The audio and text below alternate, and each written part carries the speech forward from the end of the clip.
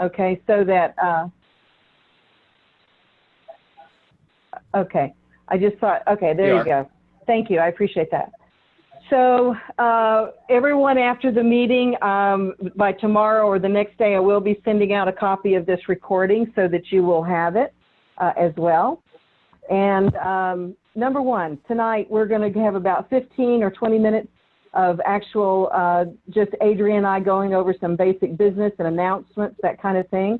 Then we're going to hand it over to our special guest speaker tonight, who is David Tilney. And David is, well, I'll go over who David is in a moment, but you're really in for a treat, I'm telling you. And David will let you know if there's going to be question and answer throughout his talk or if he'll open it up for question and answer afterwards. Plus, you have your chat area over to the right, which Adrienne will tell you about in a moment. And you can actually ask questions over there, and we'll do our very best to make sure that we get to all of those questions at the end of the meeting, no matter what. We'll do our very best. And then lastly, we'll end the meeting at a certain time. And if for any reason, though, you would like to stay longer than the time that we end the meeting, we'll actually keep it open. We're kind of calling that our happy hour or meeting after the meeting. We found with all these meetings we've done in the last few weeks that sometimes folks just don't want to leave. But we need to have sort of an ending of the meeting so other folks can go ahead and continue their evening. So we will announce when it's ended, and then everyone can stay on that would like to. We have some great information that's usually shared in the after meetings, and hopefully David Tilney will stay with us for a little bit and continue to answer questions or go over some information. So I just wanted to let you know that that's how we're going to kind of be doing it. And Adrienne, can you go over some of the sort of Zoom etiquette, if you will? Yes, Liz. Everyone's doing a great job now of keeping themselves muted. I think over the last month or so, people have learned that they should mute themselves when they're not speaking. There's also a spot to raise your hand if you have a question. If it's appropriate, you can just unmute yourself and ask. If you are uncomfortable asking a question because you are shy or think it's a dumb question, as Liz always says at the actual meeting, instead of texting her now, you can send her a private message. You can do the same with me. And this one, I believe, is becoming a little silly to have to remind people, but we always like to, that you are on camera if you have your video going through. So just remember that if you bring us along with you through your house to maybe an inappropriate room, just turn your video and make sure you're muted yourself. No stripping. And yeah, don't go to the bathroom with us. That's what we're asking. Well, maybe and there's a chat but, you can. You know, it just depends. There's a chat you can chat between each other if, as a way to network with each other as well. And I guess okay. And the other thing I want to share is our building.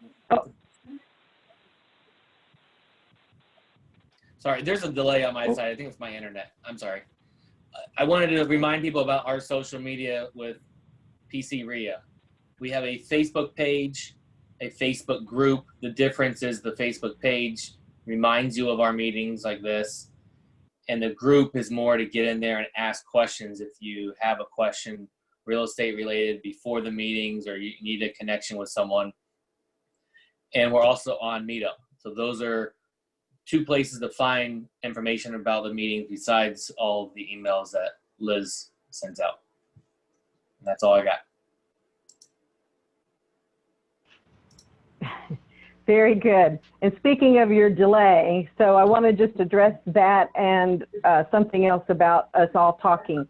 So sometimes on some of these Zoom meetings, you'll notice that we'll start to talk, there's a slight delay, it cuts somebody else off, or that kind of thing. So please just have patience with everyone as we go through this. If for any reason that you started to talk and you were cut off completely, then we'll do our best to get right back to you no matter what. And also we can mute you. So if we mute you for some reason, I apologize. sometimes that happens on our side a little bit, I noticed, and we will just bungle things up a little bit. That's the one thing I can guarantee you about tonight. We'll do something to bungle this up, but it's all with a good heart, and just forgive us as we go, and you'll get some great information tonight, okay? Now, let's get to what it's all about. So number one, our mission here and we have quite a few people on the call tonight that are new to PC REIA. So I do want to make sure you know, and to remind all of our regulars of exactly what our mission here is at PC REIA. It is all about, well, let me say this right up front. We love real estate investing. Everything about real estate investing, we absolutely love it. It's the greatest job in the world. We can change neighborhoods when we go in and we rehab houses in neighborhoods. I mean, that has absolutely happened on my side. We provide good housing for people, and sometimes we provide not just good housing for people, but we as good, ethical, fantastic landlords can treat them maybe in a way they've never been treated before. I've had that happen in my world. And on top of that, we can make a lot of money at doing this. I mean, how amazing is that? We can change, we can leave a legacy to our family and change the income for generations ahead with something like real estate. It's absolutely magical and amazing. And here's something you may not know. You may not know, I do say this at every single beginning of every meeting, that we love real estate investing. I say it loud and clear and proud. And I want you to know, what you might not know is that I learned that from someone in this meeting right here tonight. And he's never ever usually with us, but that is our speaker tonight, David Tilney. I bet you, David, you didn't know that you affected me very deeply one time at one of your classes that I went to, where you stated that so clearly and so proudly that you love real estate investing. And that absolutely affected me, because as many meetings as I've been to over my investing lifetime, I had never heard anyone say that. And yet it was absolutely true. And it is the greatest job in the world. And so you just never know how you're going to affect someone at any given meeting by what you might say. But your example, David, to me, of expressing that has been part of our mission statement for I don't even know how long. So I want to thank you for that very much. We really try to create a corporate culture here of do no harm, truly share and support each other. We believe that we rise by lifting others. There's true power in kindness. We're totally focused on member support and quality education. So we are on your side, and our mission is to support our members to become ethical investors. And we use educational and motivational means to teach our members the principles of good practice in creative real estate investing. So we are happy to have you all here tonight in joining us in this mission. We have a couple of meetings. We have more than one meeting. We have 2 meetings of the month all the time, no matter what, which is on the first and third Thursdays of the month. Those are in the evenings at 6:30 p.m. The first meeting of the month, like this one, is free to everyone. All the other meetings that we have during the month right now have been for members only. So we encourage you to join our organization, because for every meeting, every single week we have some type of meeting. One for the general public and for everyone and our members, and all the others are for members only. We offer deals.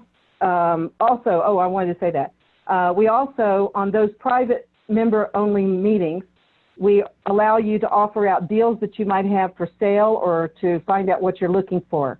On nights like tonight, when we have a special guest, we don't have the time to actually do that like we would like to, like we do always in our meetings when we have them in person. But if you're a member, then you know that you can come at any one of our weekly meetings and offer out your deals or hear the deals to maybe find something to purchase.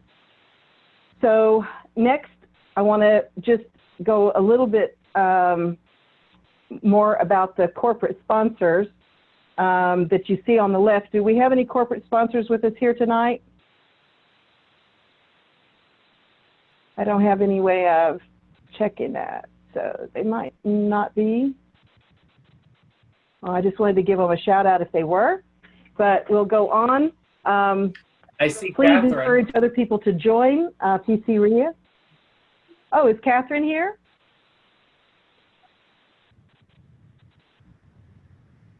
Catherine, did you want to say something about your what you do in your business? Oh, there's Catherine. Catherine, can you hear me?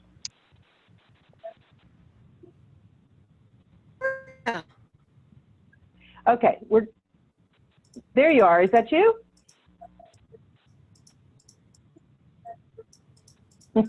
Okay, we're going to move on then.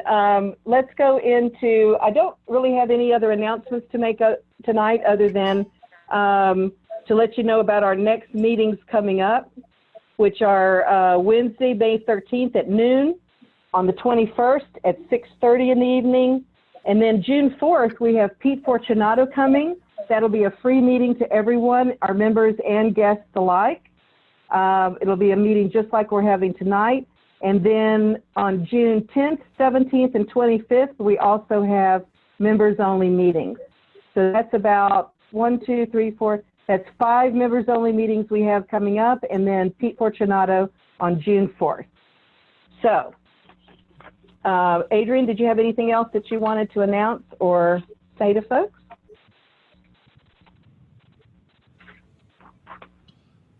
I think you just have the disclaimer that you have to read. Oh, very funny. So yes, let's make our lawyers happy. Here's the disclaimer. Regardless of what Adrian just said, I'm not going to read it. I'm going to let you read it. I know you guys want to really check that out. It's deep, deep, deep stuff. Although wait a minute, Adrian. This could put them to sleep. I don't know if we should do this or not. All right. That's the disclaimer. And Adrian, give us the bottom line on what this disclaimer is really saying. Don't cheat anyone. Don't trust anyone. Do your own research. And this is all for education. Very good. So don't believe anything we say here. Do your own diligence. Take care of yourself. PC REIA is not responsible for any of our silliness that we do and talk about here. All right. Now I can't wait to get you to David Tilney. This is going to be some great information. Also, when David speaks tonight, I think, Adrian, we have his documents, right? We're going to go over.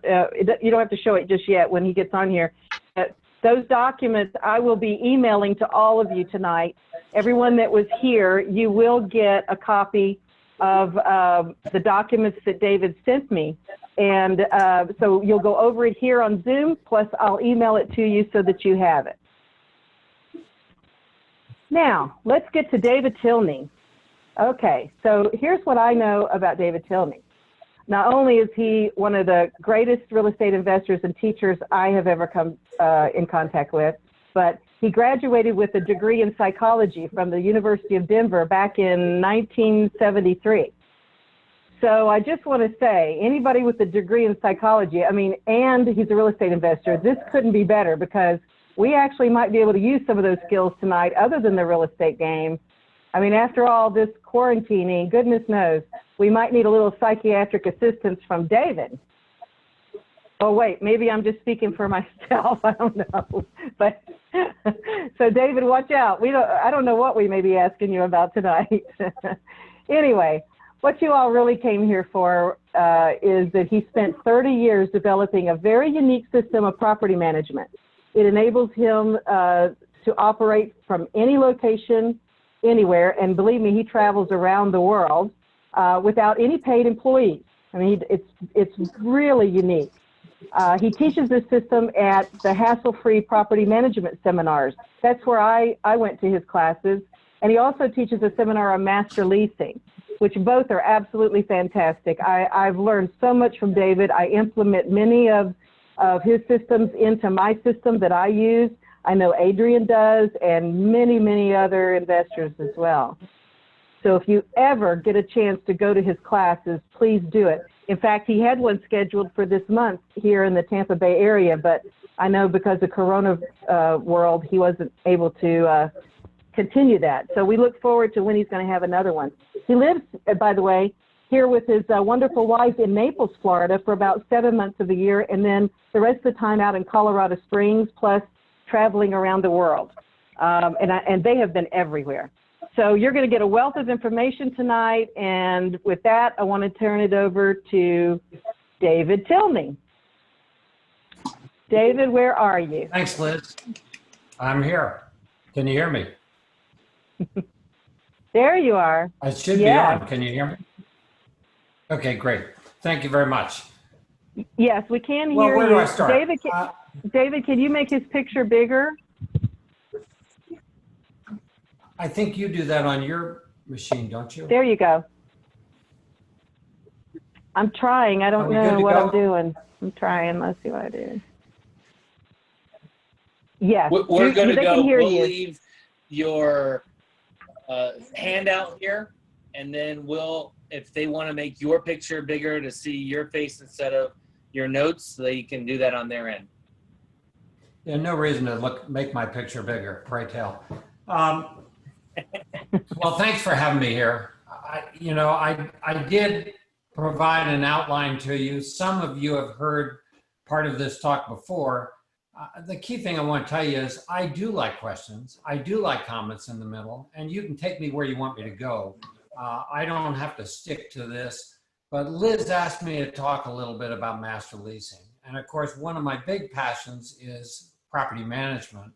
And so I've got something that puts a little of both of them together, but we'll probably get off the outline at some point in time. Let me start just by giving a definition of a master lease. Master lease is where I lease a property from Adrian Smoot and I sublease it to Carrie Cook. And I take a spread out of the middle of it. That's all it is. And you can do it in any number of different ways. I can do a performance lease that I agree to pay Adrian a percentage of what I receive from Carrie, so that if I don't receive anything, I don't owe him anything, or I can guarantee Adrian a fixed rent, whether the property is vacant or full. I can take on some or none of the expenses of operating the property, or anything in between. You can have some kind of a hybrid that gives a percentage plus a base rent.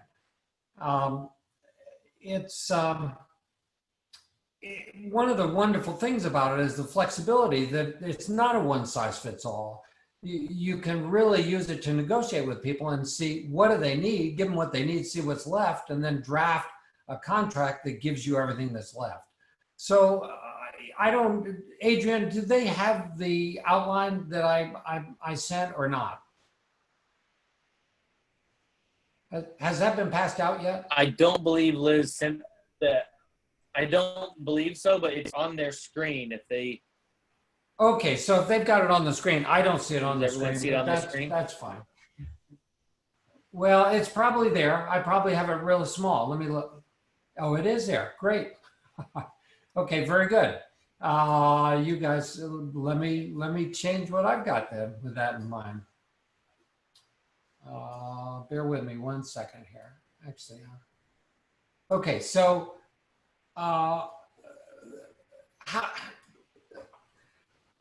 the key thing is, I give you a couple of examples of people who have created great income streams with master leasing. I think it's a wonderful way to get into this business. Why? Because most of us aren't born with $5 million in our checking account. We start with pretty much nothing. And I can tell you the way I started, I bought what I could afford to buy, and it was really junk. The first house we bought, I think it cost me $28,500. I was pushed, pulled, and dragged into buying it with a friend of mine. And we took it subject to a low interest 8% VA loan. And I think we used our credit cards to come up with a down payment. That's not a house I want to hold on to forever. I don't own that anymore. That was a little tiny 800 square foot house that couldn't afford carpet anywhere in the house. All it had was vinyl flooring. It had a 1-car garage on the outside. On the inside, someone had raised the floor, put sheetrock right over the garage door, and shot a popcorn ceiling with speckles in it and put a conical fireplace in it. And that was the fireplace. That was the family room, but it didn't even have any windows in that room. So the nice thing about master leasing is you don't have to start at that level. You can start dealing with the types of properties that are going to appeal to the types of tenants you want to do business with. And I'm here to tell you that learning how to deal with tenants is the whole name of the game, I think, in the real estate business. Yes, you can hire managers to run your stuff, but no one cares about your money more than you do. And you really, even if you're gonna pass it off to someone else down the road, you need to understand the management business, I believe. I think that if you don't know the management business, you really are ending up inventorying property for those of us who do. Management really, you'll find if you learn how to do it, it's the lazy man's way of being in the real estate business, because there are very few moving parts. It doesn't take a lot of time. We at our high water mark, I mean, we didn't have a big operation. We had a little over 100 houses we were running, but one person can do that. And my goal was to make my gross income become my net income. And the way you do that is you get very streamlined and you don't have a lot of overhead. And you can do that through management. It can work pretty well. And you clearly don't need to run 100 properties. But let me start with the outline. The next thing I have in there is you can achieve the financial freedom without taking on debt. And I've given you several examples. One of the best ones that I know of is John Kane and Laura Brand. And they came to Colorado with just a pop-up camper. And they ended up well, right around Lake Dillon. And they decided they'd start master leasing, and they master leased properties both as vacation rentals and long-term rentals. And they told me several years ago, the last time I saw them, that they were making $20,000 a month running, master leasing other people's properties. Well, you know, in most parts of the country, you can survive pretty well on $20,000 a month with very little overhead. And they did, and they can snowboard and hike and do all the outdoor activities that they like. For those of you who are on Cashflow Depot, and those of you who aren't on cashflowdepot.com, I'll put that out to you as a site you might want to look at. But John and Lauren did a seminar for Jackie Lang, who runs that site in Panama a number of years ago. And if you go on that website, you can see their video, and it's excellent. And I will tell you, the site is a subscription site, but it's very reasonably priced. And I actually bought a lifetime membership for it because I wanted my kids to be able to access it. Have they ever done it? I'm not really sure.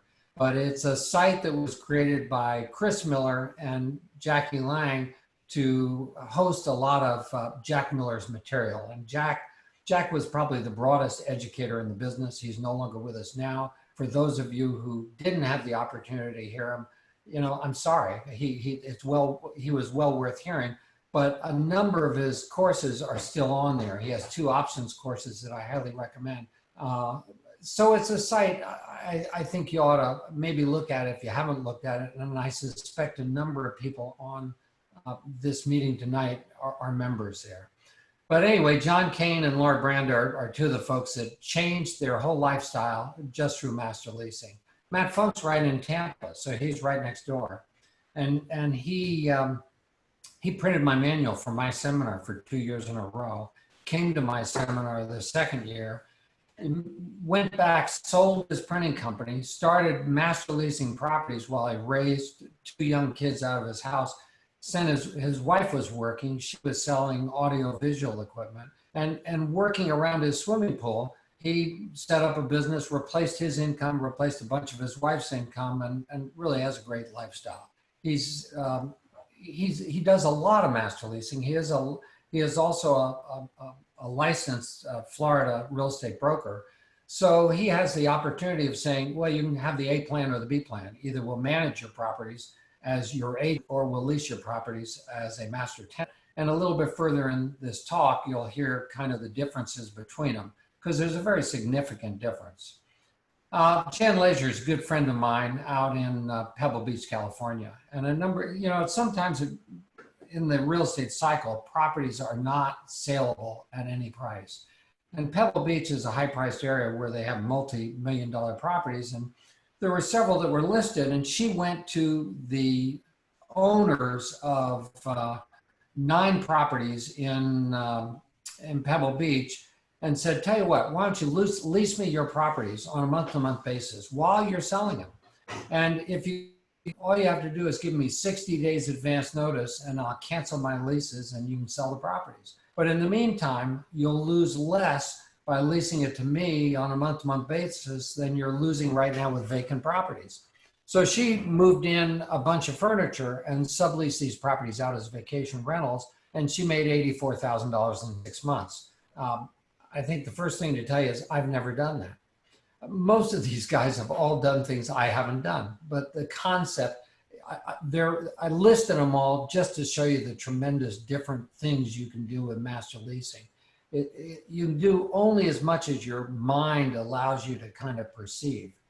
Wayne Talley's a guy in Bonita Springs, Florida, and he was a sales agent to sell off condos in this project.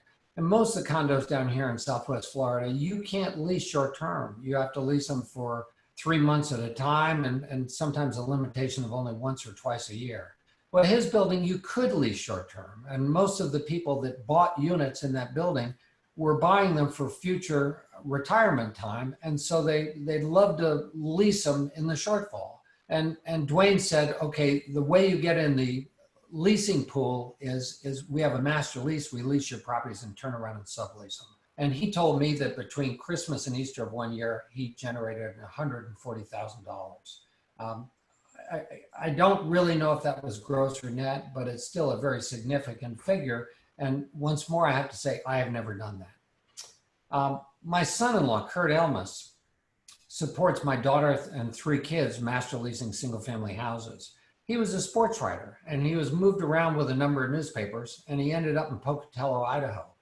And we brought him back to Colorado Springs one fall to see the family before we took off for Florida, because we are in Naples. Actually, we're here 8 months of the year and 4 months in Colorado Springs. So they came to Colorado Springs, and we had a nice time with them. And I took them back to the airport at about 6 a.m. one morning, and on the way to the airport, Kurt said, you know, we'd like to buy another rental house in Colorado Springs. And I said, well, I think Colorado Springs is a good place to do business. And then he said, well, you know, actually, we think we want to move back here. And I said, well, it was a great place for us to raise a family. What would you do? And then my daughter chimed in and she said, Dad, you have no idea, but we've been up all night talking and we want a hostile takeover of your company. And my response had to be, there's not much to take over. So not ever wanting a partnership anymore with anyone else. I think partnerships start with great ideas, but they don't often end with happily. The only partnership I want is with my spouse, and we've been married 46 years, so I think maybe that one will work. But we did helped him set up an LLC and get in business, and he started, so he had a parallel company. We had a company and he had a company. And he started master leasing properties, and it's worked very well. I mean, he has a motor home, he has a very nice lifestyle. Since he's into every sport known to man, he teaches his kids on all the sports, be it baseball or basketball or all of those things. And I think the lifestyle is pretty neat. And that's one of the wonderful things about this real estate business, in that, you know, if you're an entrepreneur and you work for yourself, it clearly doesn't mean you're not going to work as hard. You're going to work a lot harder in all probability. The difference is it's not going to be work. It's going to be fun. I found it hard to stop working. When I first moved to Florida for the first year, it was really tough for me because I wanted to do deals, and yet I really didn't want to buy anything in Naples, Florida.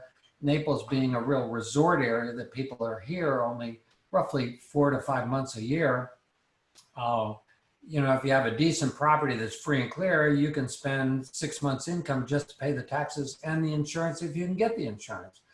So, you know, my properties are all in Colorado Springs, and that's where I prefer to do business. Peter Fortunato, if there's anyone on this call that has not heard Peter Fortunato, I know he's coming to talk to you in a month or so, but he is a national treasure. And since he lives right down the road from you and he does seminars in Tampa, if you haven't been to him, gee whiz, make sure you go to them, because all of us are getting longer in tooth, and we're not going to be here forever. And Peter is one of the best. But he has a picture of a house, for those of you who haven't seen it, and he draws out different sections of that property and showing all the benefits that a single family house can offer. And so this next section of my notes goes through how you can get some of the benefits of real estate by master leasing without ever owning the property. So just kind of going through it, income's pretty simple to see. If I lease something from Bruce Queck and sublease it to Gary Cook on a performance basis, and I'm leasing it to Gary for more than I'm paying Bruce, obviously I'm going to get the income. The tax benefits.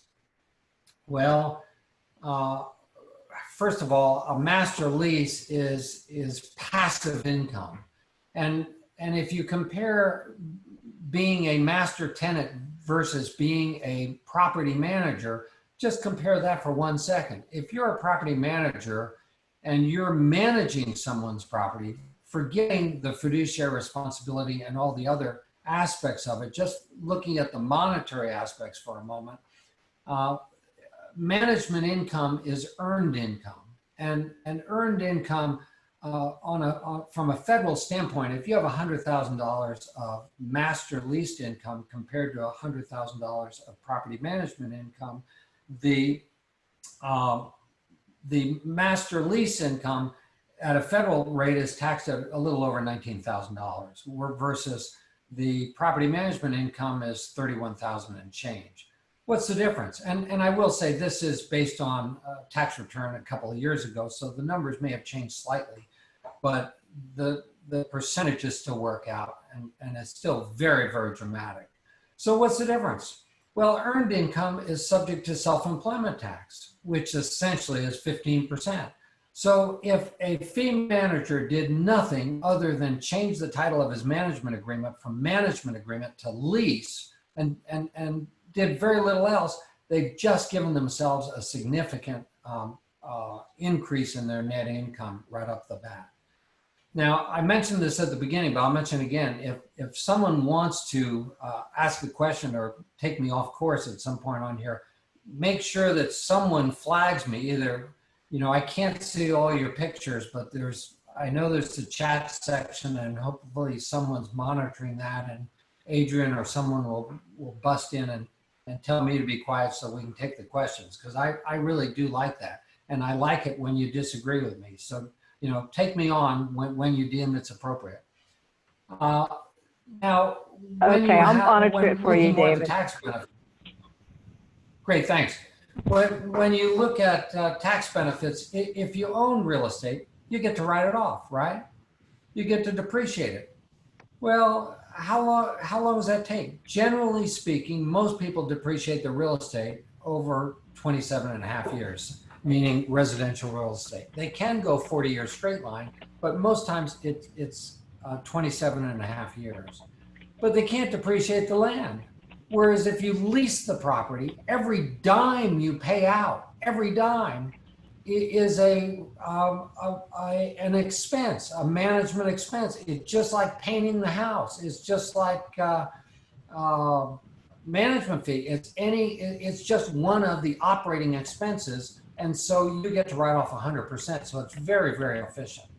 And it's not an alternative minimum tax preference item. And there's no recapture depreciation when you sell it. So there's some major benefits, I think, that master leasing can provide from a tax standpoint. From a profit standpoint, you can sell or sublease your master lease. I had some folks who took my class, and they came to me and they said, we really want to do business with you. And they had an underutilized bookkeeper, and they'd like to keep him a little busier, like to generate some more income, but they really wanted me looking over their shoulder, fine-tuning their business without nickel and diming them. And I gave them my normal statement that I don't do partnerships. I really don't want to do that. But for 6 months, we kicked it around, and I came up with this kind of a Rube Goldberg machine way of doing business. And so what we did is I leased my business to them. So either Tilney or Keeper Corporation leased properties from owners. Then if Tilney leased the properties, then Tilney would sublease them to Keeper Corporation. Then Keeper Corporation would sublease them to Caravan Properties. Caravan Properties would deal with the tenants and the receivables and payables, and Tilney would deal with the owners. But Tilney was the conductor of the band. They had to use my paperwork. They had to do it my way. And if they blinked, they did anything wrong, I could pull the leases back and do something else with them. And that was a much better way of doing business, in my opinion, because I didn't give up the control. So you can do that kind of things. There's a story that Jack Miller told me years ago, and we were really good friends. He had a good friend, Joe West, and Joe West was a retired fireman from Mississippi. And Joe sent Jack a deed one day to a house, or to a partial interest in a house, 50% interest. And Jack calls up Joe and says, "Why did you send me this deed?" And Joe said, "Did I send you that deed?" And Jack said, "Yeah, you did." And he said, "Well, boy, that serves me right. You just keep that deed and send me $5,000 or whatever the heck it was that it took to either take subject to or with owner financing." And so Jack gave Joe a check, and things go on for a while. And all of a sudden, Joe calls Jack up and says to Jack that, "Jack, I am the pits when it comes to managing property. And would you mind terribly if I, out of my portion of the rental proceeds, hired a manager to run the property?" And Jack said, "No, if it's your money, I could care less. Do whatever you want." So what did Joe do? Joe deeded 25% of the property, meaning half of his half, to someone else to manage the property.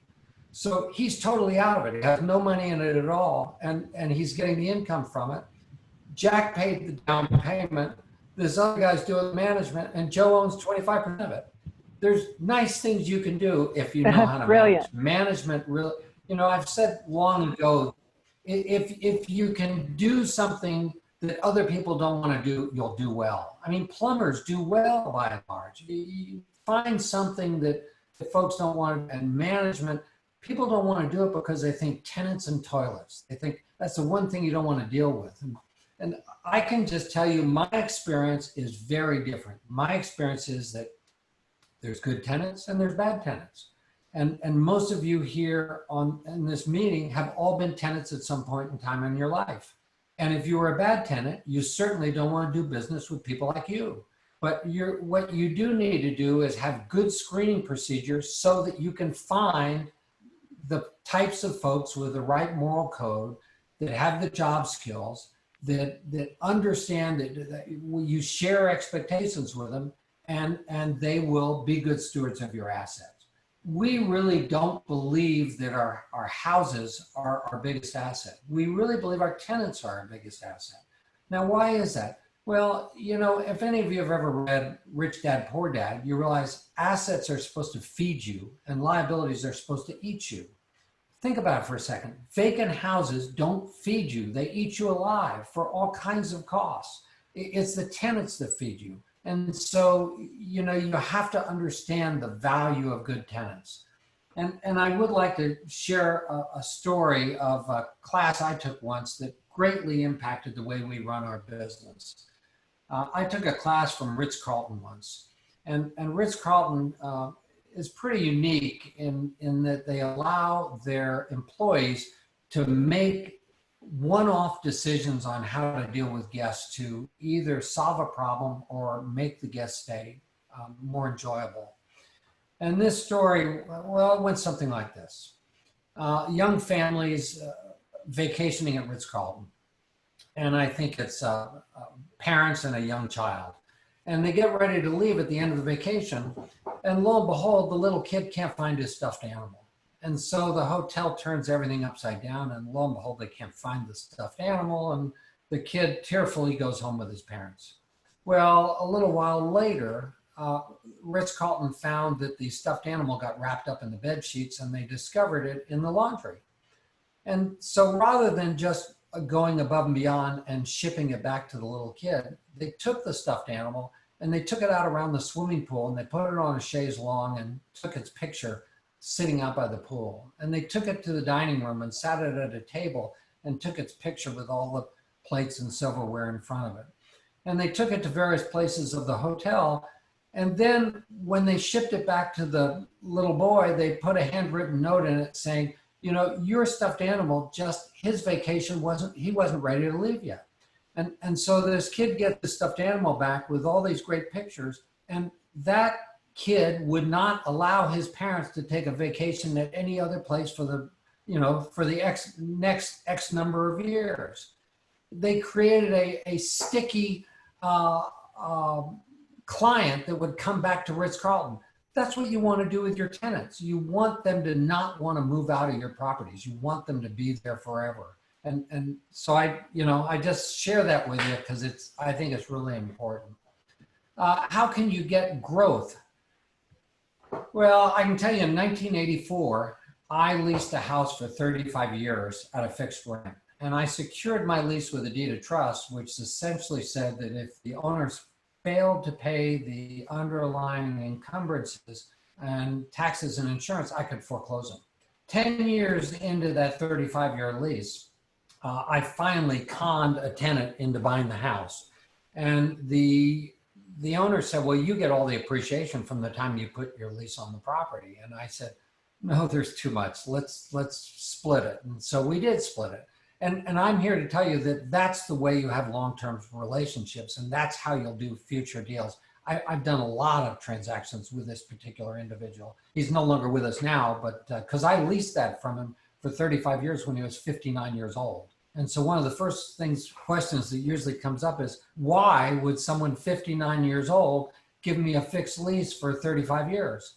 Don't let your perceptions of what people will do influence you in talking to folks. You want to find out what their needs are and what they want. And when you go to meet with an owner, you really got to spend a lot of time listening to them and asking them questions rather than blindly throwing darts at a dartboard in the dark by offering them, this is what I'll do. You don't want to do that. And you also don't want to give them, in my opinion, one offer. You'd much rather have, do you want this type of a transaction or this other type of a transaction? It's instead of allowing them to say yes, no, it's which one. So with this particular individual who was a friend of mine, we were at lunch one day. And he said, I've got this house I want you to take on. I want you to manage it. And I said, tell me about the house. And he told me, and I said, it's the wrong house. Get me another house. And he said, you don't understand. I took this house back in foreclosure and I don't want the joys of managing it anymore. And I said, I don't either. So we talked about it a little bit, and I said, well, I'll tell you what, I'll give you two possible transactions I'll do. Number one, I'll lease option it for 10 years.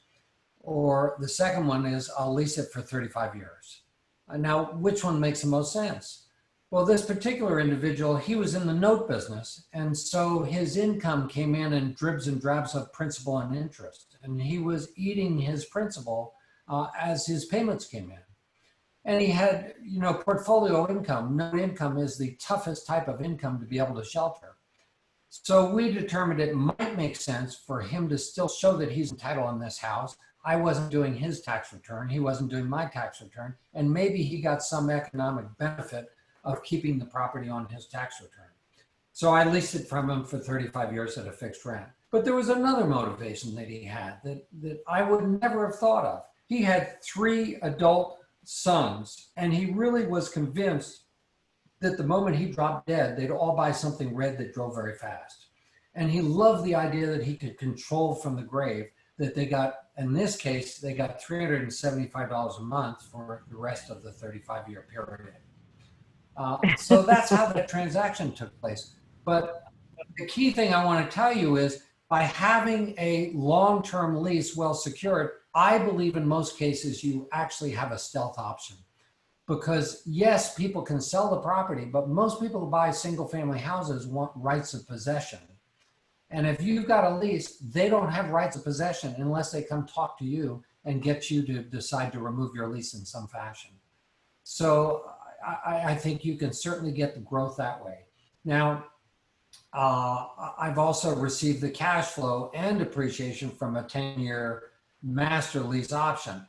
What's the difference? When would I do a lease option and when would I do a straight lease? Let me walk you through that real quickly.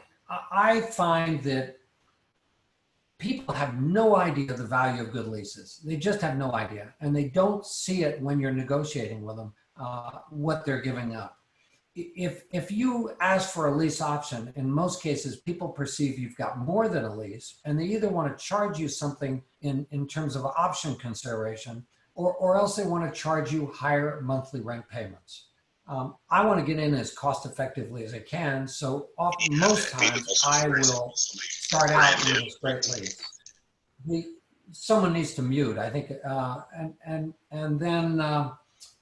then further negotiations will take place down the road. At some point in time, all properties get sold, and if I've underpromised and overperformed on my lease, I'm the one they want to talk to. Now, when would I do a lease option right off the bat? I do a lease option right off the bat when people don't want to lease it to me, they want to sell it to me. And in that case, I look them in the eye and I say, congratulations, you've just sold your property.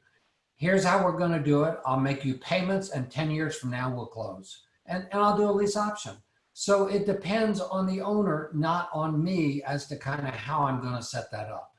And we'll kind of, we'll walk them down that funnel to find out what their needs are. Management, obviously it gives you the joys of management. If you like management, I like management. I really enjoy it. There's so many benefits of management that people don't perceive. For example, I'm 69 years old. Most folks, as they get older, they've retired, they get more cut off from people. I have people I can talk to regularly, my tenants. And when I talk to my tenants, it's very positive. It's not negative. I look forward to them. For if there's any gray-haired people on this meeting, you'll know the expression that I feel like the Maytag repairman, my phone never rings. And that's largely true because my tenants are really my on-site resident managers who take care of most of the things in my properties. But when they call, I enjoy talking to them. They're wonderful people. So I really do like the management, and no one can force me out of that business. It's my decision when I want to quit. You do get the right of use of a property if you've leased it. Of course, you totally mess up the ability to sublease and take some income from it. An example of that would be young Pete Fortunato. He master leased or intended to master lease a wonderful house on the water in St. Petersburg. And he had a great transaction of, I think it was a 10-year fixed lease.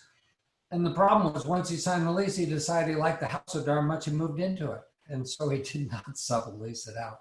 But so you certainly can have the right to use if you want. Amortization.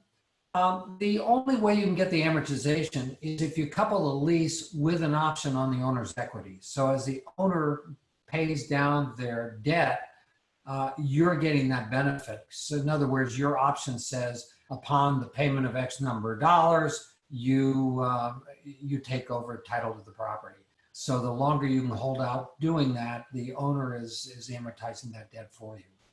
Security. You probably don't realize this, but master leases can be borrowed against. Good master leases, well secured, they're a very good asset.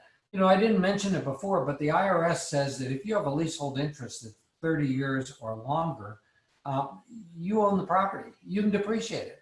Well, in the example I gave you of my 35-year lease, what's my basis that I get to depreciate? There is no basis. Every dime I'm paying, I'm writing off as I pay that money as a management expense. Could I have paid something up front for that 35-year leasehold interest? Yes. Could I have prepaid a certain amount and claimed that a basis? Yes. But I find that many times with a lease, you don't have to do that because people just don't understand what they're giving you. They just don't have a clue. If you master lease a property, well, no, let me say this another way.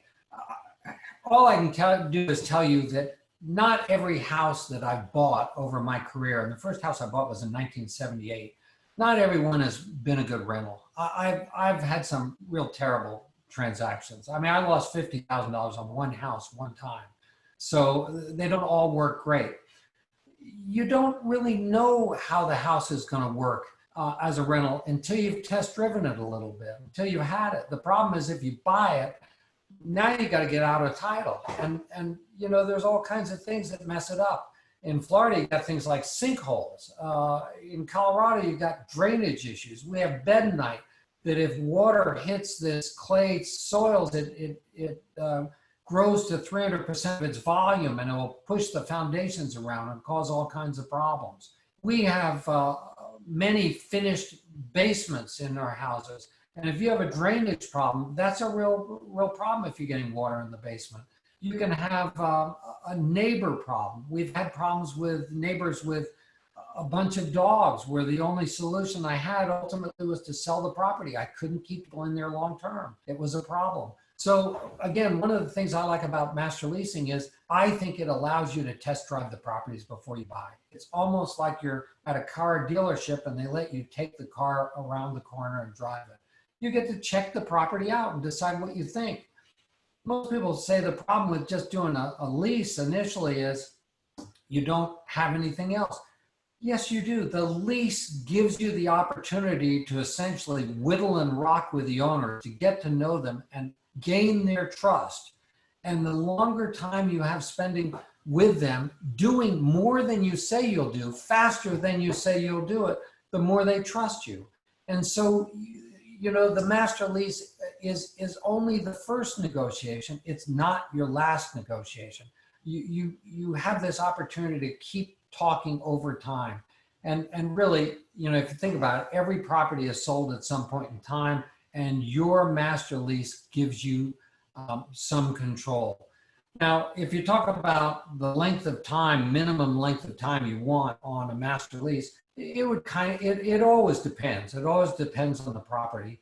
But I'll give you an example. If I'm dealing with a homeowner that's moving out of the community because of a job situation, and they're not willing to sell their property because they don't want to cut the cord, they may want to come back, then I want a lease probably somewhere in the neighborhood of 5 or 6 years minimum, or maybe 3 years with an option to renew, or some such thing. Why? Because believe it or not, in this country, there's an awful lot of single family houses that are actually free and clear. There's a lot of folks my age that haven't moved around every 5 years. They've actually paid off their debt. And now they are moving for whatever reason. And if I have a lease that eliminates the opportunity for them to use Section 121 of the Internal Revenue Code, which essentially says if it's a couple, they have up to $500,000 worth of gain, unrealized gain, and they sell their property, the IRS essentially pays that gain for them under 121 if it's their personal residence and they've lived in it 2 out of 5 years. It's $250,000 if it's an individual. So if I control the property for a longer time, that it eliminates their ability to have lived there the 2 out of the 5 years, they have to come to me if they want that economic benefit and negotiate my lease off earlier. So that would be something I would look at. I'd also tell you that in my business, I pretty much determined that I didn't want to take on any properties really for less than 3 years. It takes a little bit of effort to kick the tires and shake the property down and get it right and get the right tenant in there. And to do that, I want to be able to project that in future income stream I'm going to get for at least 3 years. And that was even when I did performance leases, which essentially went for a year at a time, but we'd have a discussion before I ever did business with the owner as to sharing expectations and how long they anticipated that they'd want to lease the house. If they wanted to do it for less than that, I'd say, don't lease it, sell it. You know, if you want to do it short term, you're going to be upset because you really ought to figure that when you come back, you're going to have to replace the yard. You're going to have to paint the outside and the inside of that property. You're going to need new floor coverings. You're going to have to do a lot of work to it.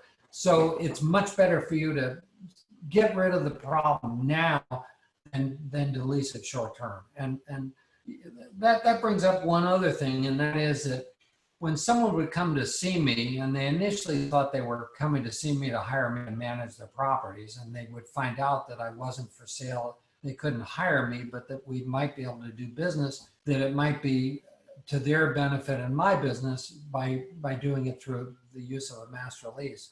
I would count, they would think they were interviewing me. The key thing I want to tell you folks here is you need to be interviewing them. You don't want to do business with all owners.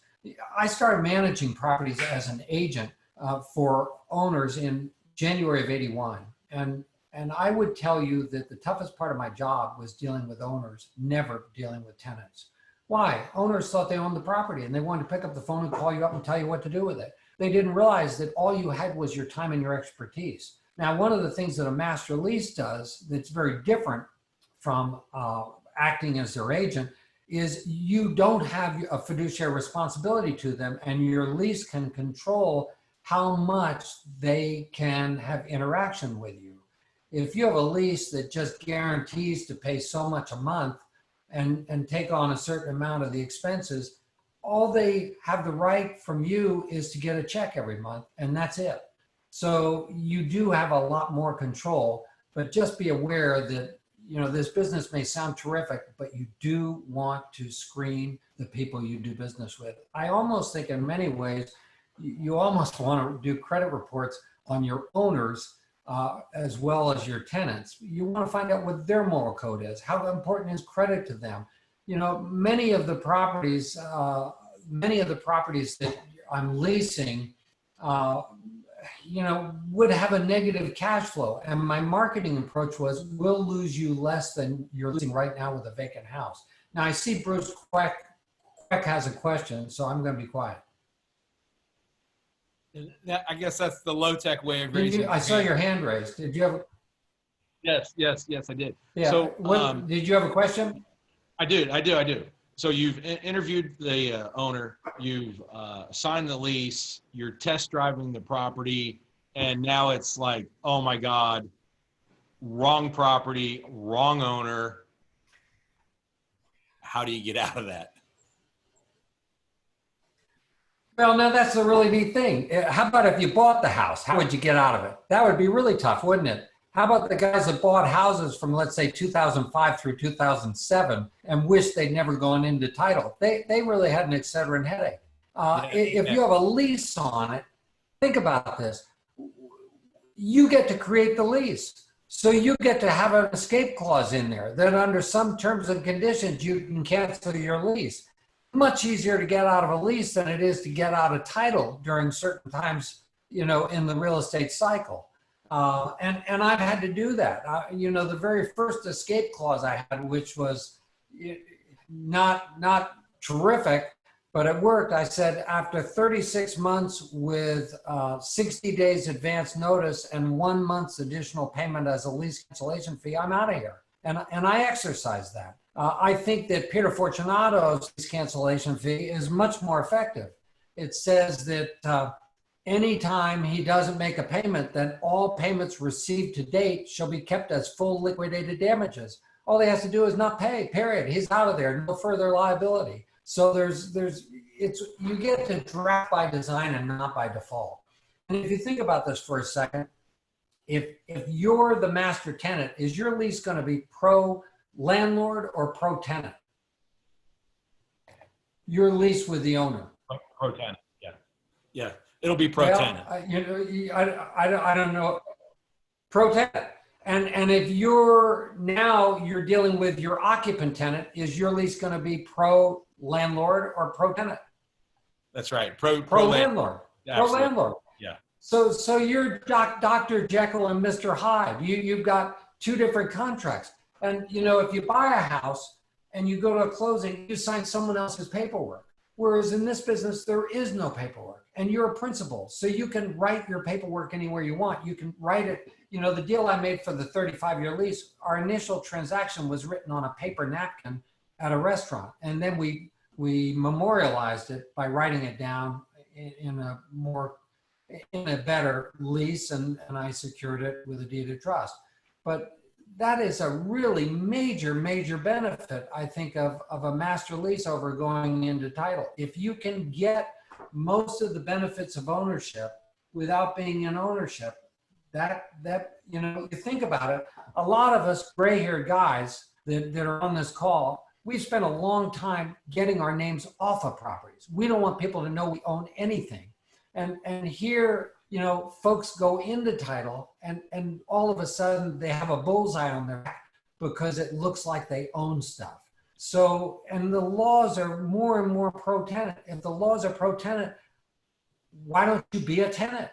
I'll give you an example of a pro-tenant law that really makes sense to, I think, master lease. And it has to deal with laws that California initiated last fall. California now has a law that says that if you've leased either on a month-to-month basis or on a fixed lease basis, a property for greater than 12 months, okay, and the property is a rental property and is going to be a rental property, then you may not be forced to terminate your relationship with that property unless the owner can show cause, meaning they have to renew your lease. And they have to renew your lease with no greater than a 3% increase plus the CPI for that town.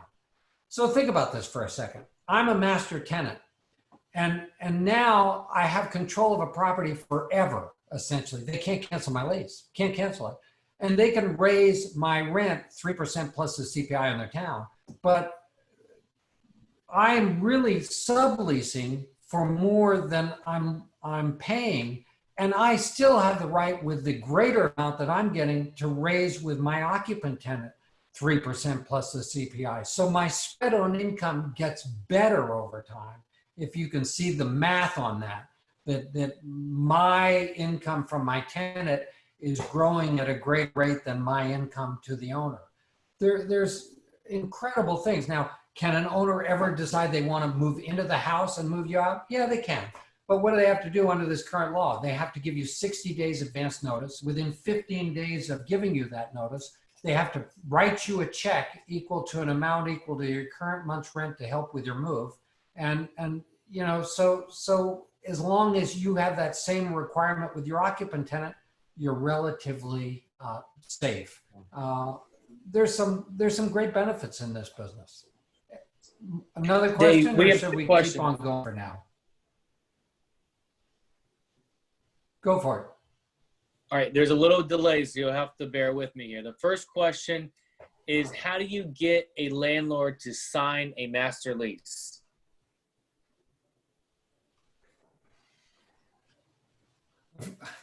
Let me ask a question before I answer it.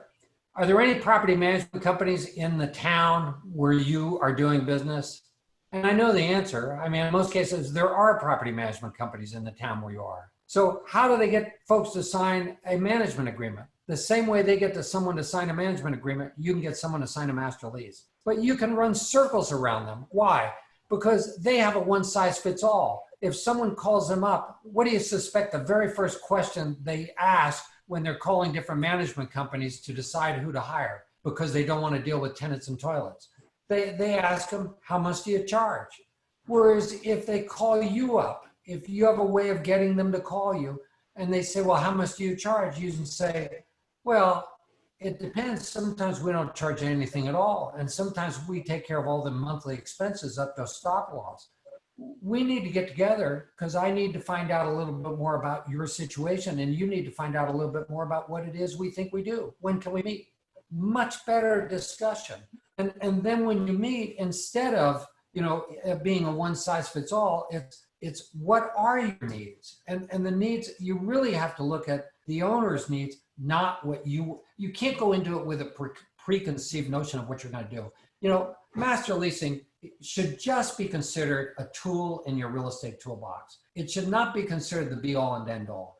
when you go and meet someone because you are aware that there's a situation, you don't know what the opportunity is, but something has come up. You've heard someone's going to be moving. You've heard maybe there's a divorce. You've got someone who's older who can't deal with stairs anymore, any number of different scenarios. But if you have a scenario, when you approach those folks, you don't know if you're going to buy the house. You don't know if you're going to lease the house. You don't know if you're going to loan against the property. You don't know if you're going to buy an option on the future upswing, or you shouldn't. You shouldn't go in saying, this is what we're going to do. You should go in asking questions and finding out their needs. Hopefully that makes sense.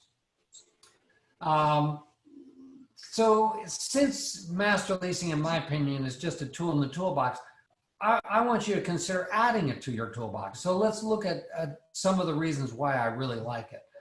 Number one, you don't need any money to get started. And that's a biggie. This is what we've told our kids to do. And I told you, one of my sons-in-law, I mean, he's done very well. Now, his goals are not to control 600 doors. And I don't think you have to control a ton of doors. He wants the master leasing to help them while they're building up their ownership. I don't believe at this point in time, they still have they had about 100 houses. I think they have less right now. And they want to maintain a lifestyle that works for them. They own a bunch of properties. They have options on properties. And the relationship of master leasing has brought them opportunities that they've been able to acquire properties over time. But not needing capital, that's a biggie. I mean, for many parts of the country, you know, it's hard for the next generation to get going. If you're in California where you've got an extra 0 or 2 on the value of the properties, boy, you just can't buy anything unless it's a cardboard box, essentially, or way inland someplace. Whereas master leasing, you can go after the good stuff, the good fruit, because you're not going to pay above market rent. You're going to take market rent and then come down from that in some figure that makes sense. There's a lot less risk than ownership. That's the example I gave you, that you think of the folks that bought properties before, you know, the 2008 to 2010 time period, that some of those folks are no longer in the real estate business. They lost it all. And some of them started over, but some of them did not. So you don't have that kind of a problem. I've already pointed out that you can draft by design and not by default. And that's very, very important. You really need to take that to heart. You can't, in my opinion, go to an attorney and say, give me a lease. He doesn't know your business. The only one who knows what your business is has to be you. So you've got to grind it out. You got to create something first. And then if you want to go to an attorney to see if he'll bless it, I would go to him and I'd say, can you defend this? And if you can't defend this, why not? And how can we make it so that you can make it defendable? But you've got to create your documents at first. I already pointed out that the income is passive.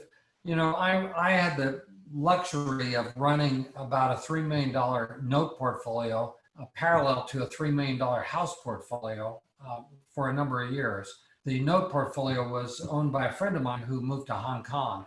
And you think about it, notes and rentals, they both produce income secured by property. That's what they do. They're both the same. But I'm here to tell you that I would much rather have the rentals than the notes. People think they want the notes. Why? Because they don't have to deal with tenants and toilets. But I would tell you that the notes are a much bigger problem. And let me give you some of the reasons why. The first thing is that at some point in time, notes wear out. Whereas if you maintain your properties will not only support you for your lifetime, but they'll support your kids for their lifetime. You can pass them down unless the government steals them from us, which looks like it's happening more and more. But so that's important. The notes, if interest rates drop way down, you get a call and someone says, if you won't renegotiate, I'm going to refinance and pay you off. Whereas on rent, and if the economy gets too tough, they leave the keys in the mailbox. And trust me, it takes longer to do a foreclosure and get title back to a property than it does to do an eviction. And you really don't have to do an eviction. You got to have a meeting with the tenant and say, how can I help you solve your problem? It's not my problem, but how can I help you solve your problem? Do I need a truck here in the morning to help load you up? Where's mom and dad live? What are you going to do? Because you can't stay here. And if you do stay here and we go through an eviction, it's going to mess up your credit. It's going to make it very difficult for you to rent anything down the road. So you can act much faster in a rental situation than you can in an ownership situation. The rents are generally hedged to inflation. Now, I tell you, they don't go up at an even curve. They bounce around, and sometimes they go down, and then they go up more dramatically at some point in time. But they do go up with inflation. The other thing I'd say is that if properties aren't selling, that means everyone's renting, so rents really do well. If properties are selling real well, that's a time to exchange out of the things you don't like into something that's a little better. But you know, the rents are well. Anyway, I like passive income. You can shelter to a much better degree than you can portfolio income, which is note income. All rent paid by the master tenant is deductible. I already covered that. It works anywhere. With the better houses than you can afford to purchase. Boy, that's a biggie. I mean, you want to determine what price point you want to deal with for tenants. And for me, it's essentially high-end blue collar, low-end white collar. Why? Because it's the biggest market segment that I can deal with people that have honor. And the white collar guy can come down without losing all of his self-esteem. And the blue collar guy who has a beer pocketbook and a champagne appetite, he can maybe rent the house and be there for forever. My longest tenant was with me for just under 25 years. My next longest one, 18 years. We've had lots of people long-term. Now my screen just changed. I just want to make sure, are we still, yeah, we're still here. Okay. Let's see, control property without ownership. We pointed that out already. Valuable leases can be borrowed against, subleased, or sold. Little bureaucratic control. It's very different than property management. And let me cover why. In property management, you owe your fiduciary responsibility to your principal, the owner. And you're essentially supposed to take off your glasses, put on the owner's glasses, and work at maximizing the owner's bottom line. The conflict arises from the fact that you want to maximize your business income. And so there's that potential conflict of interest, which is why most states require licensing to be involved in property management.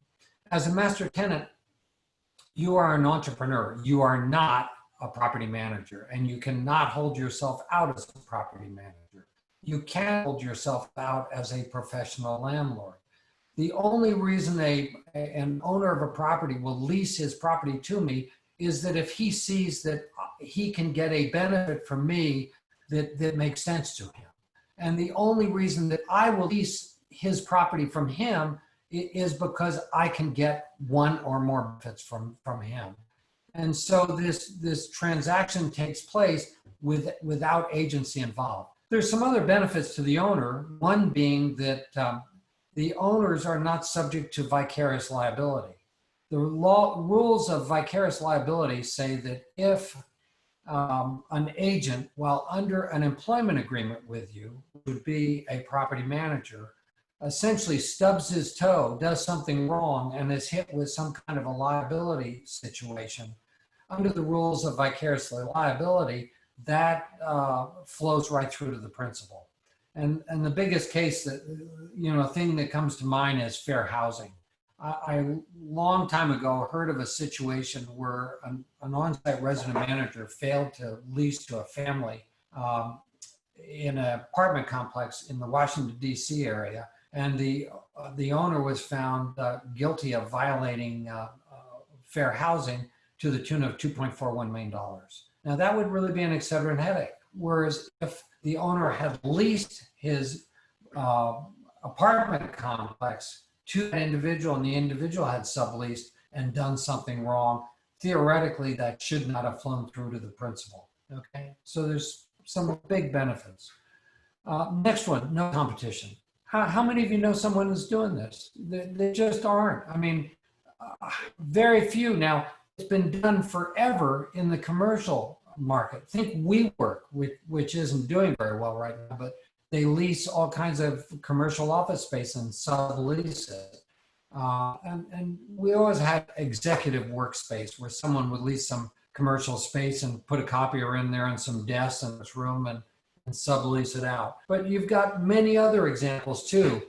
Most hotels, one outfit owns the ground and they lease the ground to the folks who build the hotel, and they own the people who build and own the hotel. Then the folks who own the hotel sublease the hotel to an operating company like Marriott for 10 years at a time. And Marriott may sublease the catering to someone else. So you have a whole series of different leases on that building.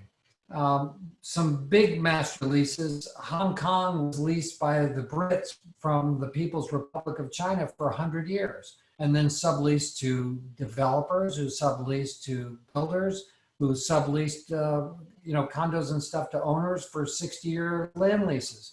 So Hawaii is most of Hawaii is the land is owned by the benefits the Kamehameha schools. So this is not something new. What's new is considering doing it on single family houses. And you think about it, if no one's doing it, that's what you ought to consider doing. It was a great feeder for me to be able to end up in ownership on properties that I wanted to own, and yet to not get trapped on properties I didn't want to own. So I really think there's some real good benefits. It's a very low profile. If I record a deed of trust to secure my leasehold interest in the public records, I just look like a lender. And you think about that for a second. I don't have a bullseye on the back of my back. People don't see me that I own a bunch of stuff. I like that a lot. Negative cash flow property can provide you with positive cash flow. You really don't care what the debt service is. What you do care is that the owner is willing to pay the debt service and has the financial ability to pay the debt service, which is why I mentioned in some cases you may want to pull credit reports on owners that you lease from. One of our big marketing things, and I had a friend that I actually stole this from in West Texas, all of his marketing was, "We'll lose you less."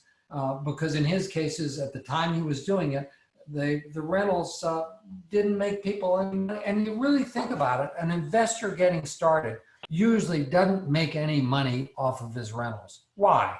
Well, he has somewhere between 30 and 40% operating expenses if he's lucky. If he has a multi-unit, it's going to be higher than that probably.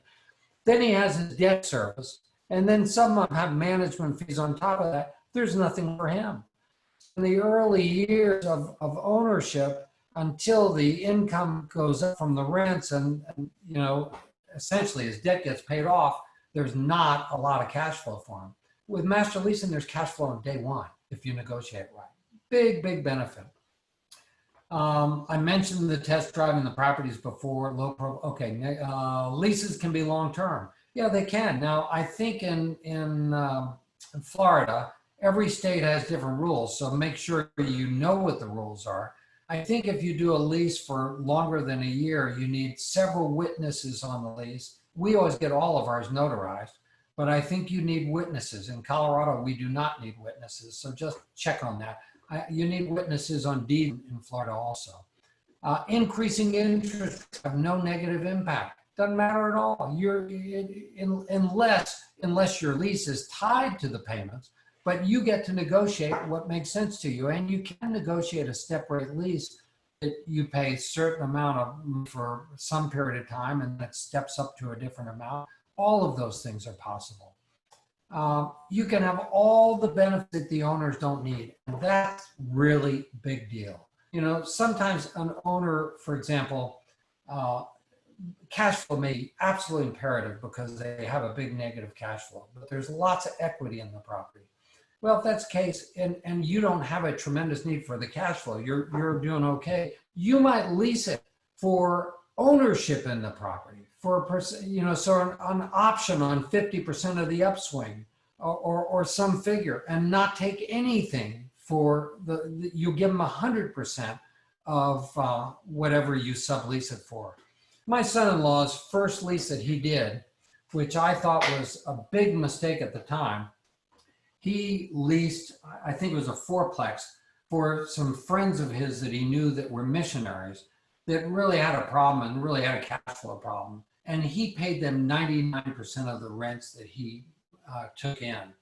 And my initial thought on that was, no good deed goes unpunished. It's going to come back to haunt him. But he was right and I was wrong. Now, why was he right?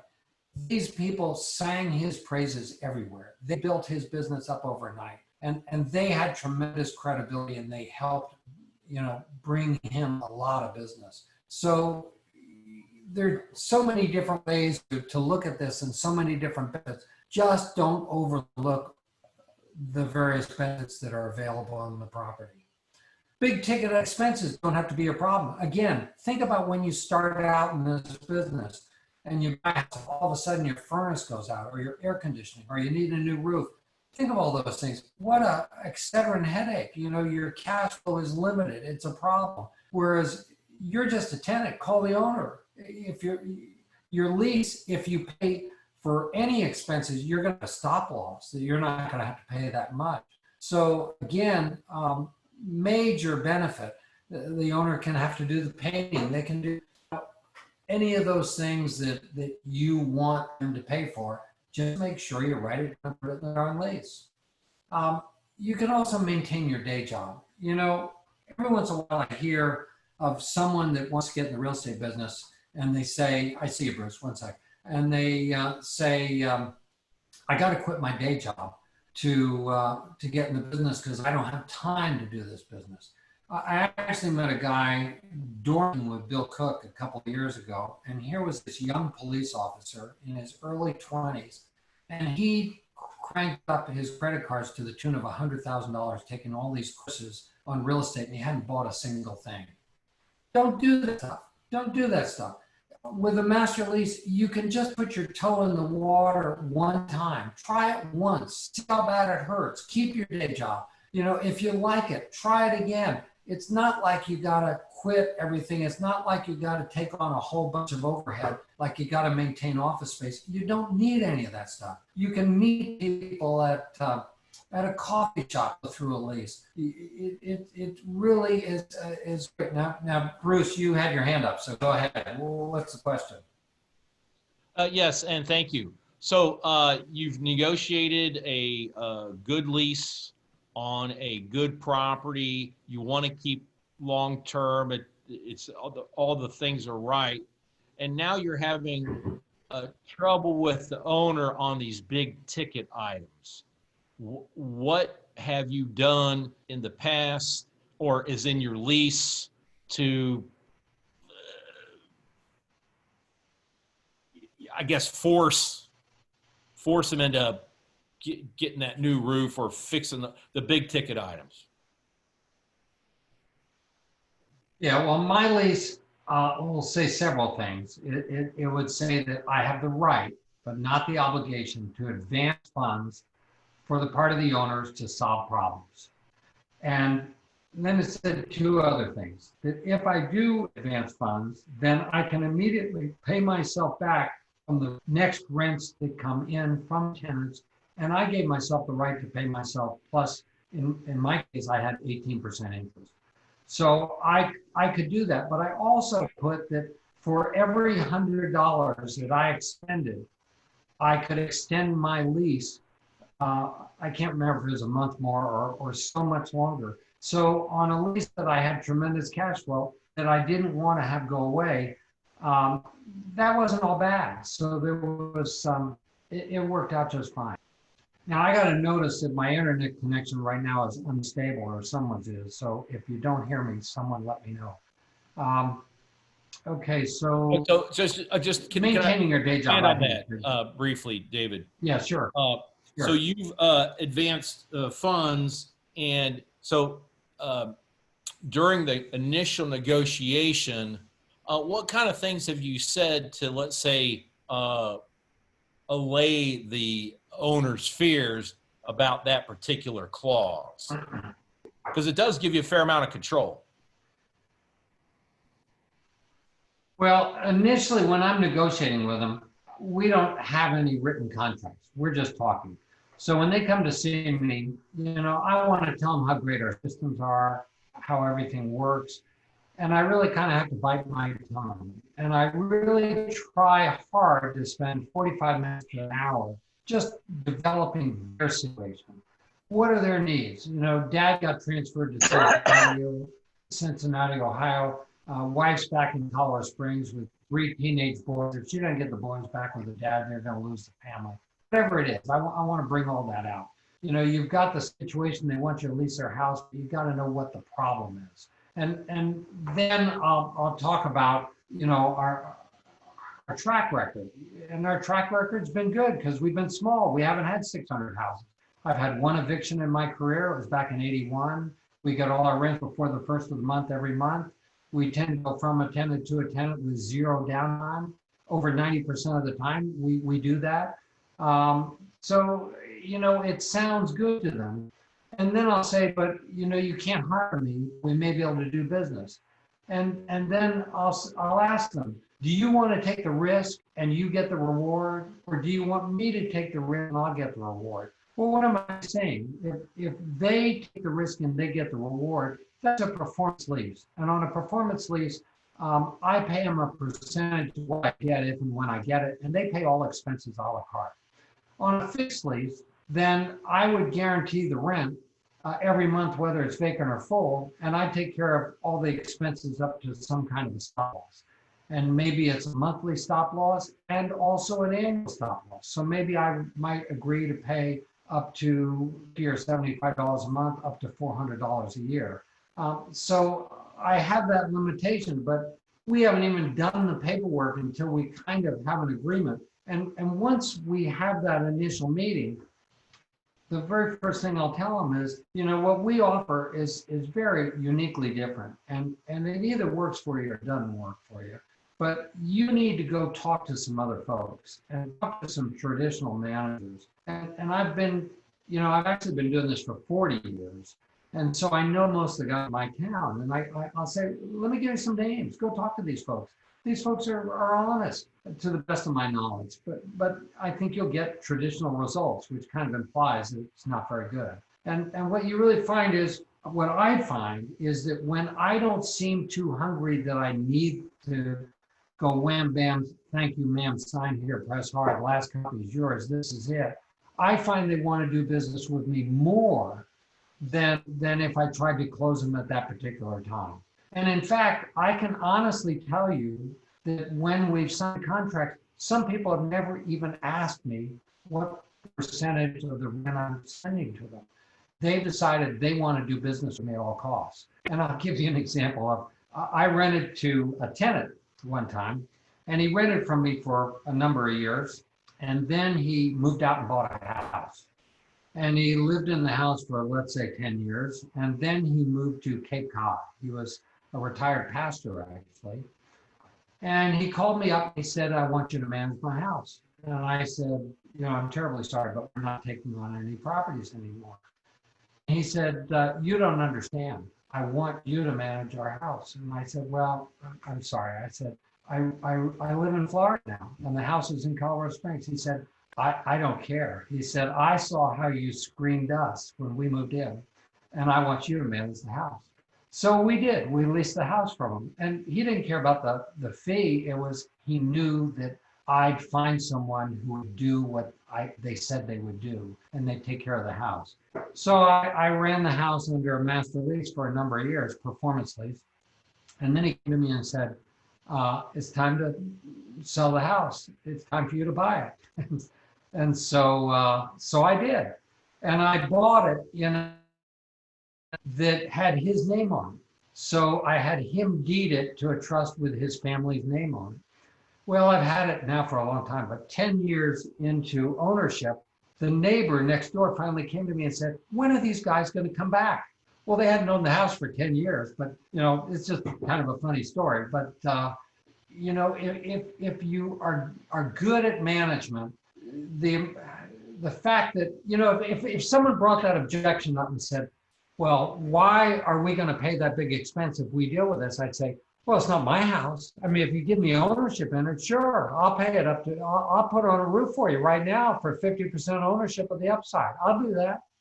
I mean, so I have an option on it with a lease. All of those things are possible. What are their needs? You know, there was a time in Colorado Springs when we're the hail capital of the world, and we all had to put on new roofs, and we were no longer allowed to use shake shingle roofs.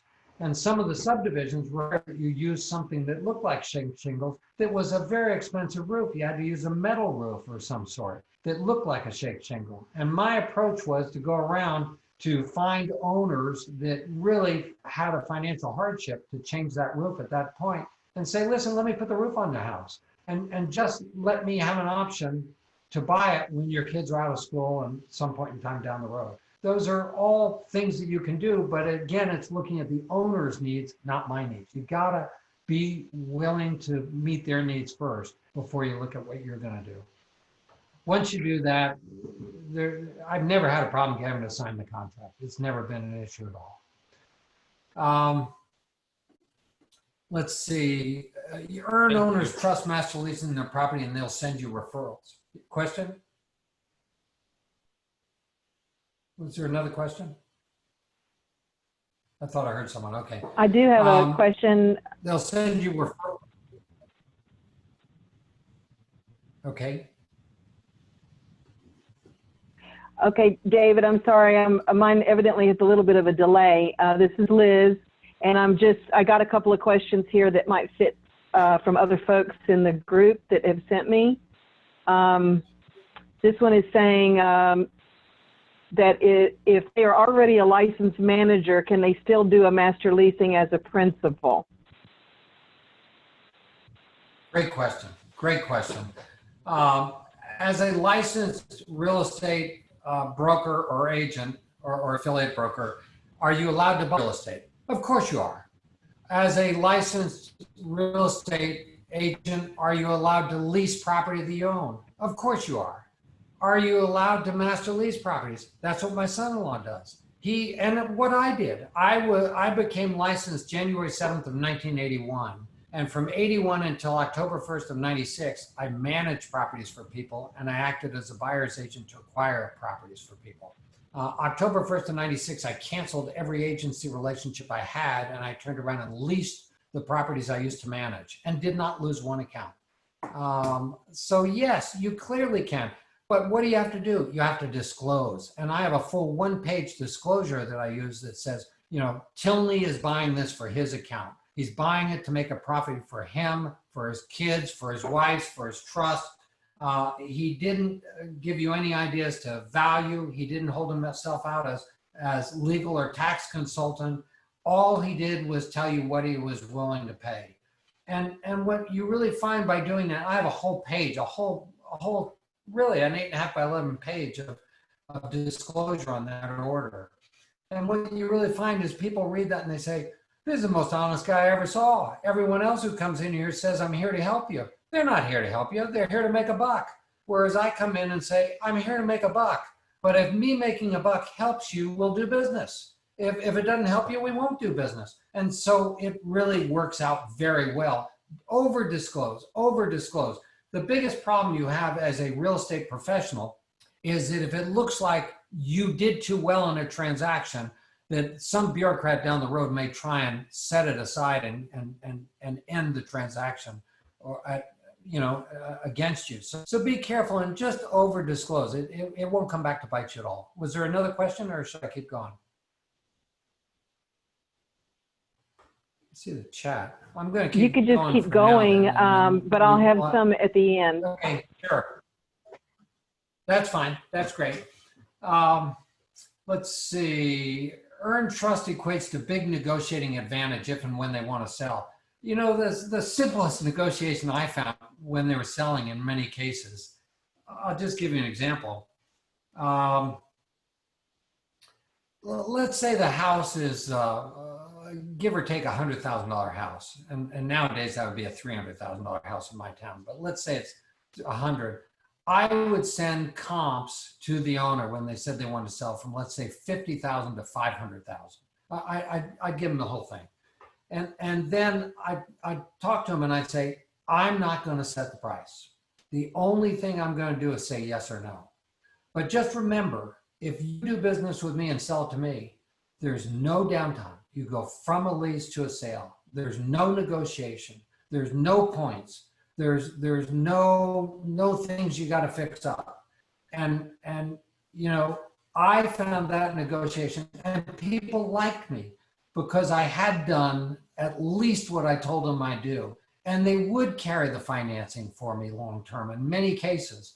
So I found negotiation once people, the problem is people want to go in and buy a house and they don't know you. They don't know anything about you. And you're asking for them to discount their property dramatically and take it.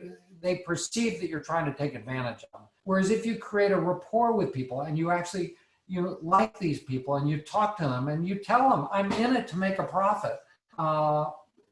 It really worked out very, very well for me.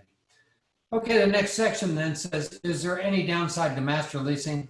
The bottom line is none if you know how to manage. If you don't know how to manage, you will hurt yourself and you will hurt other people.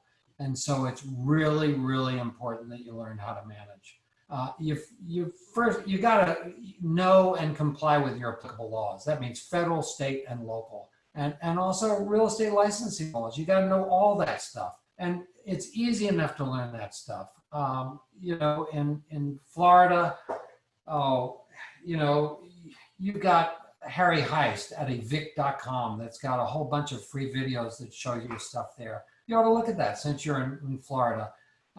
There's a bunch of other folks here too. You can find the whole Florida landlord-tenant law just by typing in Florida landlord-tenant law in Chrome, and the whole thing will come up. You can discover this stuff very, very quickly, but you got to know it, and otherwise you're playing with fire. You got to know how to screen for the best tenants, and the problem with that is it's kind of like looking for a needle in the haystack. And you may need to go through 50 before you find the right one. And so how can you afford the time to be able to do that? You got to have systems to do that. And bottom line is our tenants show our properties while they're still occupied, and they find us the next tenant, and they sell the tenants as to why they want to do business with us. And it works great. And we give out very difficult applications. Our applications are probably 7 or 8 pages long. It asks some unusual things like skills, plumbing, roofing, appliance repair, other tools owned. I mean, we think we're hiring someone to do a job. And the job description from our standpoint, number one, is maintain and improve the house and grounds. And we share the job description. Number two, it's pay the rent on time. If you don't want to do that, don't rent from us. We're too tough. Number three, it's get along with the neighbors. Number four, and I always have fun with this one. I look them in the eye and I say, I want you to stay at least until you die, and hopefully until your kids die. And then we kind of chuckle about that. And you know, I say, you may not want to stay quite that long. And then lastly, we want you to be able to use us as a reference when you need us.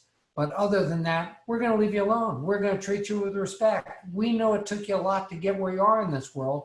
And we're not the kind of folks that are going to hand you a contract and say, sign here, press hard, last copy's yours, move into the house, sit in a chair, face the wall, and don't touch anything. And if you do something wrong, here's how we're going to beat you up. Our approach is, first of all, the one thing we will do is go through the rental contract with you. It's a final sieve in our screening process. If you got through everything else and you look right, smelled right, and tasted right, but you're not right, it should come out then. And before you sign a lease, you should be able to stand up, look them in the eye, and say, hey, let's shake hands. Let's be friends. What you're trying to accomplish and we're trying to accomplish is two different things. It's not going to work. And so you avoid you avoid being hit with a target with a problem. So it's very important, I think, to have that opportunity to share expectations before folks move in. But you've got to have a way to screen for the best of the best. You've got to draft safe documents. You've got to have consistent policies and procedures in order to deal with fair housing. Well, you got to treat everyone the same. You really do. Now, that doesn't mean that once they're in there, you can't find everyone has a different button that reacts for them. When I talk about my tenants hiring them, well, as you would hire an employee, think of employees. Employees have different needs. Some employees want the employee parking spot of the month.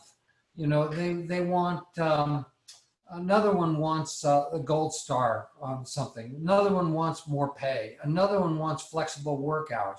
Your tenants are the same thing. They have different needs. So once they're in your properties, if you can find out their needs and you think of the story I told you of the Ritz-Carlton Hotel, just remember that. But that doesn't mean that if a problem comes up on your house that you treat people differently. Jump on problems, solve them quick, deal with them right away. Don't pass go. Very, very important. Deal with problems immediately. Well, I just covered it. So that's really important. Bruce, again. Okay, yeah. So I just did that where the tenant shows the property. And it worked out well. They found 2 very good candidates. And I made an error in the fact that I didn't tell the current tenant, what you're paying is not what they're going to be paying. And so, I ended up not renting to the other one of those 2 people. But obviously, at some point, they're going to talk about the rent. But how do you handle that transition in the rent? And I was going to raise the rent $150 a month. This is a house that rented for $1,050, and I was looking for 12. I was really looking for 13, but I would have taken 12. Please. Yeah. All I can tell you is that doesn't happen to me. What we tell our tenants is they can answer any question they want. They can tell them about the utilities. They can tell them what they think about us. They can tell them anything they want to about the house. And theoretically, our tenants know a lot more about the house than we do. The one thing we don't want them to do is walk them through our rental contract, because our rental contract is weird. And you know it's weird because you've been to my seminar. And so we tell them not to cover that aspect. And they don't do that anyway. So it really hasn't been a problem. I don't think I've ever told them not to tell them what you're paying in rent currently. I don't think that's something that's come up for me. I'm not sure. I don't think I've ever heard that. But what I would say is you just took a seminar. So learn from the seminar. I did. Tell your tenants not to tell them what you're paying. And you know, anytime it costs you time or money, you took a seminar. And anytime you hire a tenant that's less than the perfect tenant, make sure that you do an autopsy and you figure out what the heck you did wrong so you won't do it again and get better at the craft over time. Okay? And David, that seminar was more expensive than your seminar. I do want to add this though. Basically what I came through in my mind was just say, listen, I'm paying $1,050, but Bruce already told me it looks like he's going to have to raise the rent. So to leave that open like that was. Okay. Yeah. I mean, you know, one of the things landlords do wrong, I think, is they don't share expectations with tenants on day one that rents will go up regularly. So here you got this yearling tenant, the first year they're in there, and they haven't accumulated enough stuff to kind of trap themselves in the house. And you know, my visual image of how you get them to attract stuff, there's just an image, is you got a house with a 2-car garage and a garage door opener, and the first thing you want to do is hang a sign on the garage door opener saying danger, high voltage, do not use. Why? Because you don't want them to put their cars in there. You want them to accumulate stuff. The more stuff they have, the tougher it is for them to move. But anyway, and they get to know the neighbors and the neighborhood, and they stay for a while if you get them into the second year. But the first year, they haven't been there long enough to be cemented to the property. And so right on day one, when they're signing a lease, we tell them rents have to go up every year. If they don't go up every year, then we either have to sell the property or it's going to be foreclosed, because property taxes go up, insurance costs go up, our cost to maintain the house go up, everything goes up. Hopefully your income goes up. And so you share those expectations, and we can go further than that. We sell them a limitation on how much they can go up, and then we make them pleased when we raise it less than that at the end of the year. So, sharing expectations is a big part of doing business.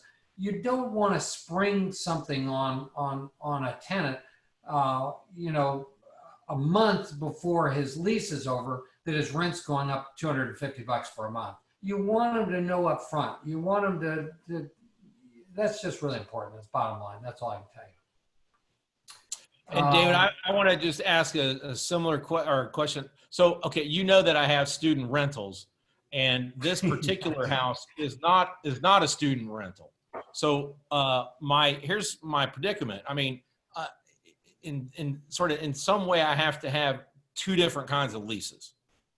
And so, Yep, would you deem it that I am now treating people differently, or not all the same? That I have, these houses with this kind of, I'm 20 years old and I'm not a mature person yet, versus I'm a mature person lease. Do you see any fair housing problem with that? Yeah, that's a great question. I don't think so. I think you set up policy and procedure manual that covers that you handle student rentals one way and single family houses a different way. And I think that's reasonable. I mean, student housing, you're getting above market rent on student housing because you're throwing a whole bunch of kids in a multi-bedroom house.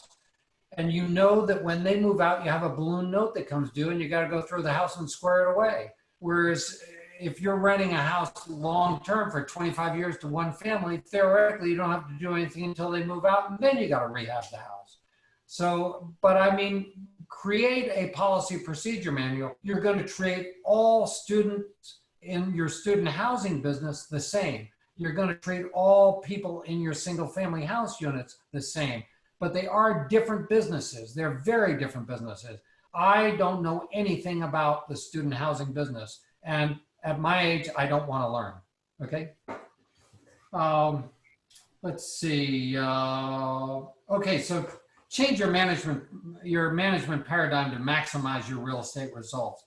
Tenants are your assets, not the real estate. The more I can get that through your head, I mean, that is so true for me. If I thought my tenants were, tenants in toilets, tenants are liars, that they never look better than the day they move in, that it goes downhill from them, that they just destroy my properties, I wouldn't have been able to be in this business 40 years. It would have driven me out. And most folks don't stay in it 40 years. 20 to 25 years in, they burn out, which means that's a whole group of people that you should be able to pick up their properties because they are burned out old landlords. And there's a whole bunch of folks my age that are landlords in your area. I know a bunch of them that would love to have some young, high energy people involved with their properties probably.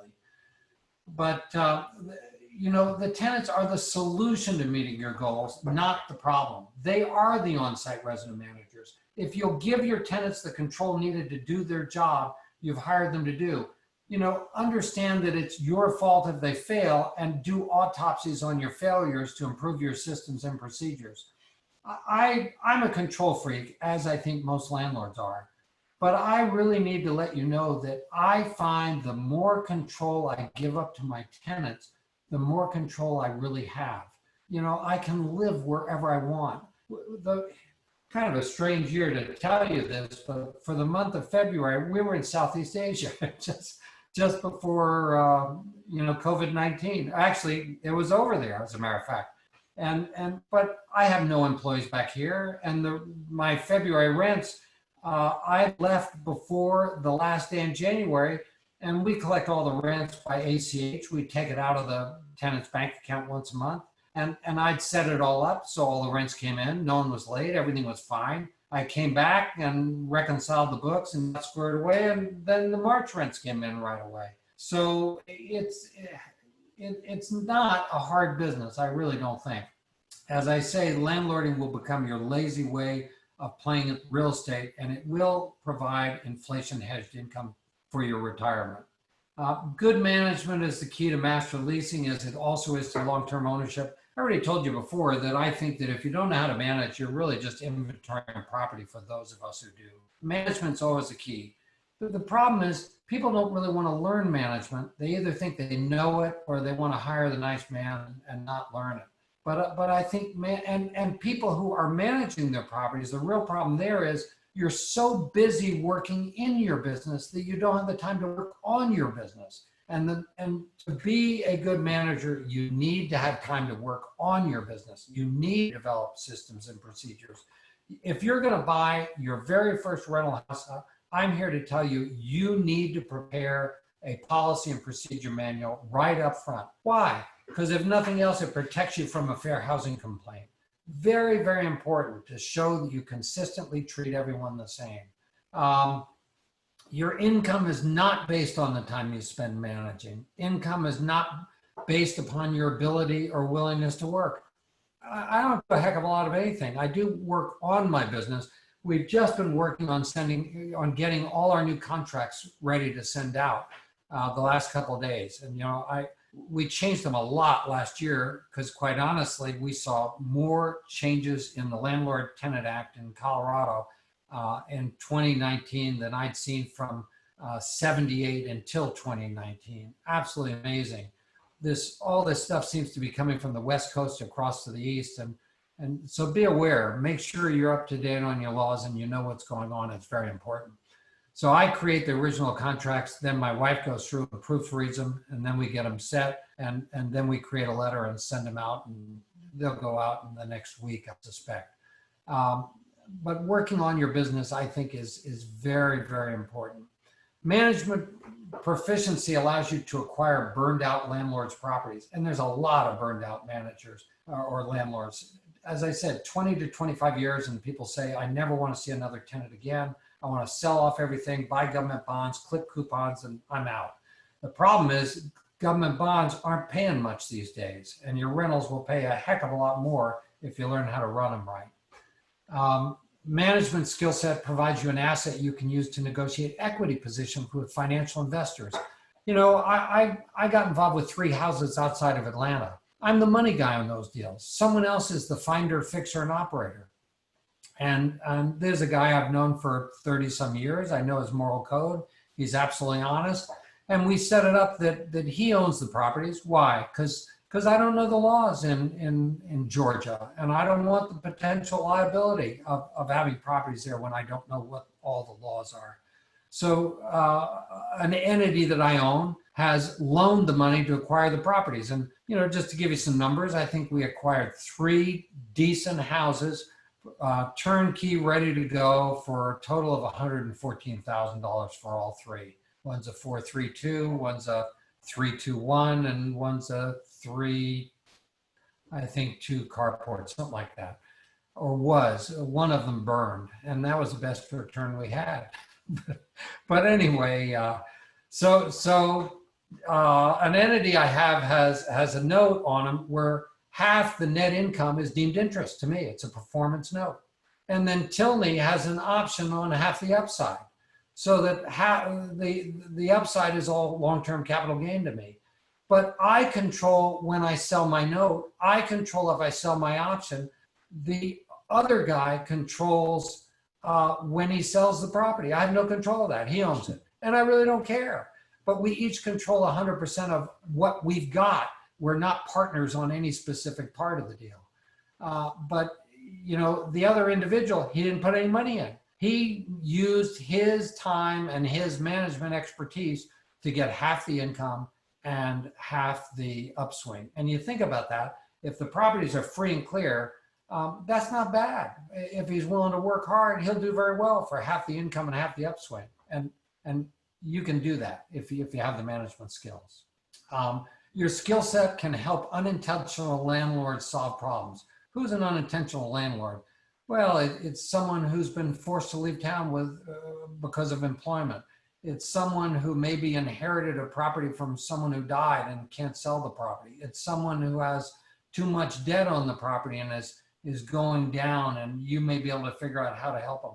They're not people who chose to get into this business. And most of the people I dealt with in building my portfolio initially were unintentional landlords. Good management does not mean traditional management. You cannot, nor would you want to manage for others unless you're a licensed real estate broker. As a master tenant, you're only managing for yourself. You're a professional landlord who rents properties under some terms and conditions and releases them subject to the terms of your lease with the owner. I mean, that's basic, but it's very important. Good management skills come from working on your business, not just in your business. Always ask yourself why you do things certain ways. Be willing to open to change, continue to experiment and improve your systems and procedures. You know, if you haven't heard this name, write it down. Simon Sinek, S-I-N-E-K. Simon Sinek, he did a bunch of TED Talks, and you can go to YouTube and pull up Simon Sinek, and I recommend you do that, and you'll see some of his talks. They're short, they're well worth hearing. He's also written 3 books, I've read all of them. But he wrote a book, the primary word in the title is why. But his approach is so great. Adrian Smoot has something from him right there if you look. But he says, you know, pretty much everyone can tell you what they do. Some people can tell you how they do what they do. Very, very few people can tell you why they do what they do. It's the why that's important. Why do you want to own real estate? It's the benefits you're looking for. And so always ask yourself the why. It's the most important question all the way along, I think.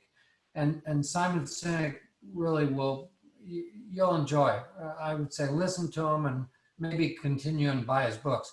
He also has a book on leadership, and I'm always looking at leadership books. He has one that says, I think, Leaders Eat Last. And I think it's a good book. And when you're dealing with your tenants, you know, don't ask your tenants to do something you wouldn't do.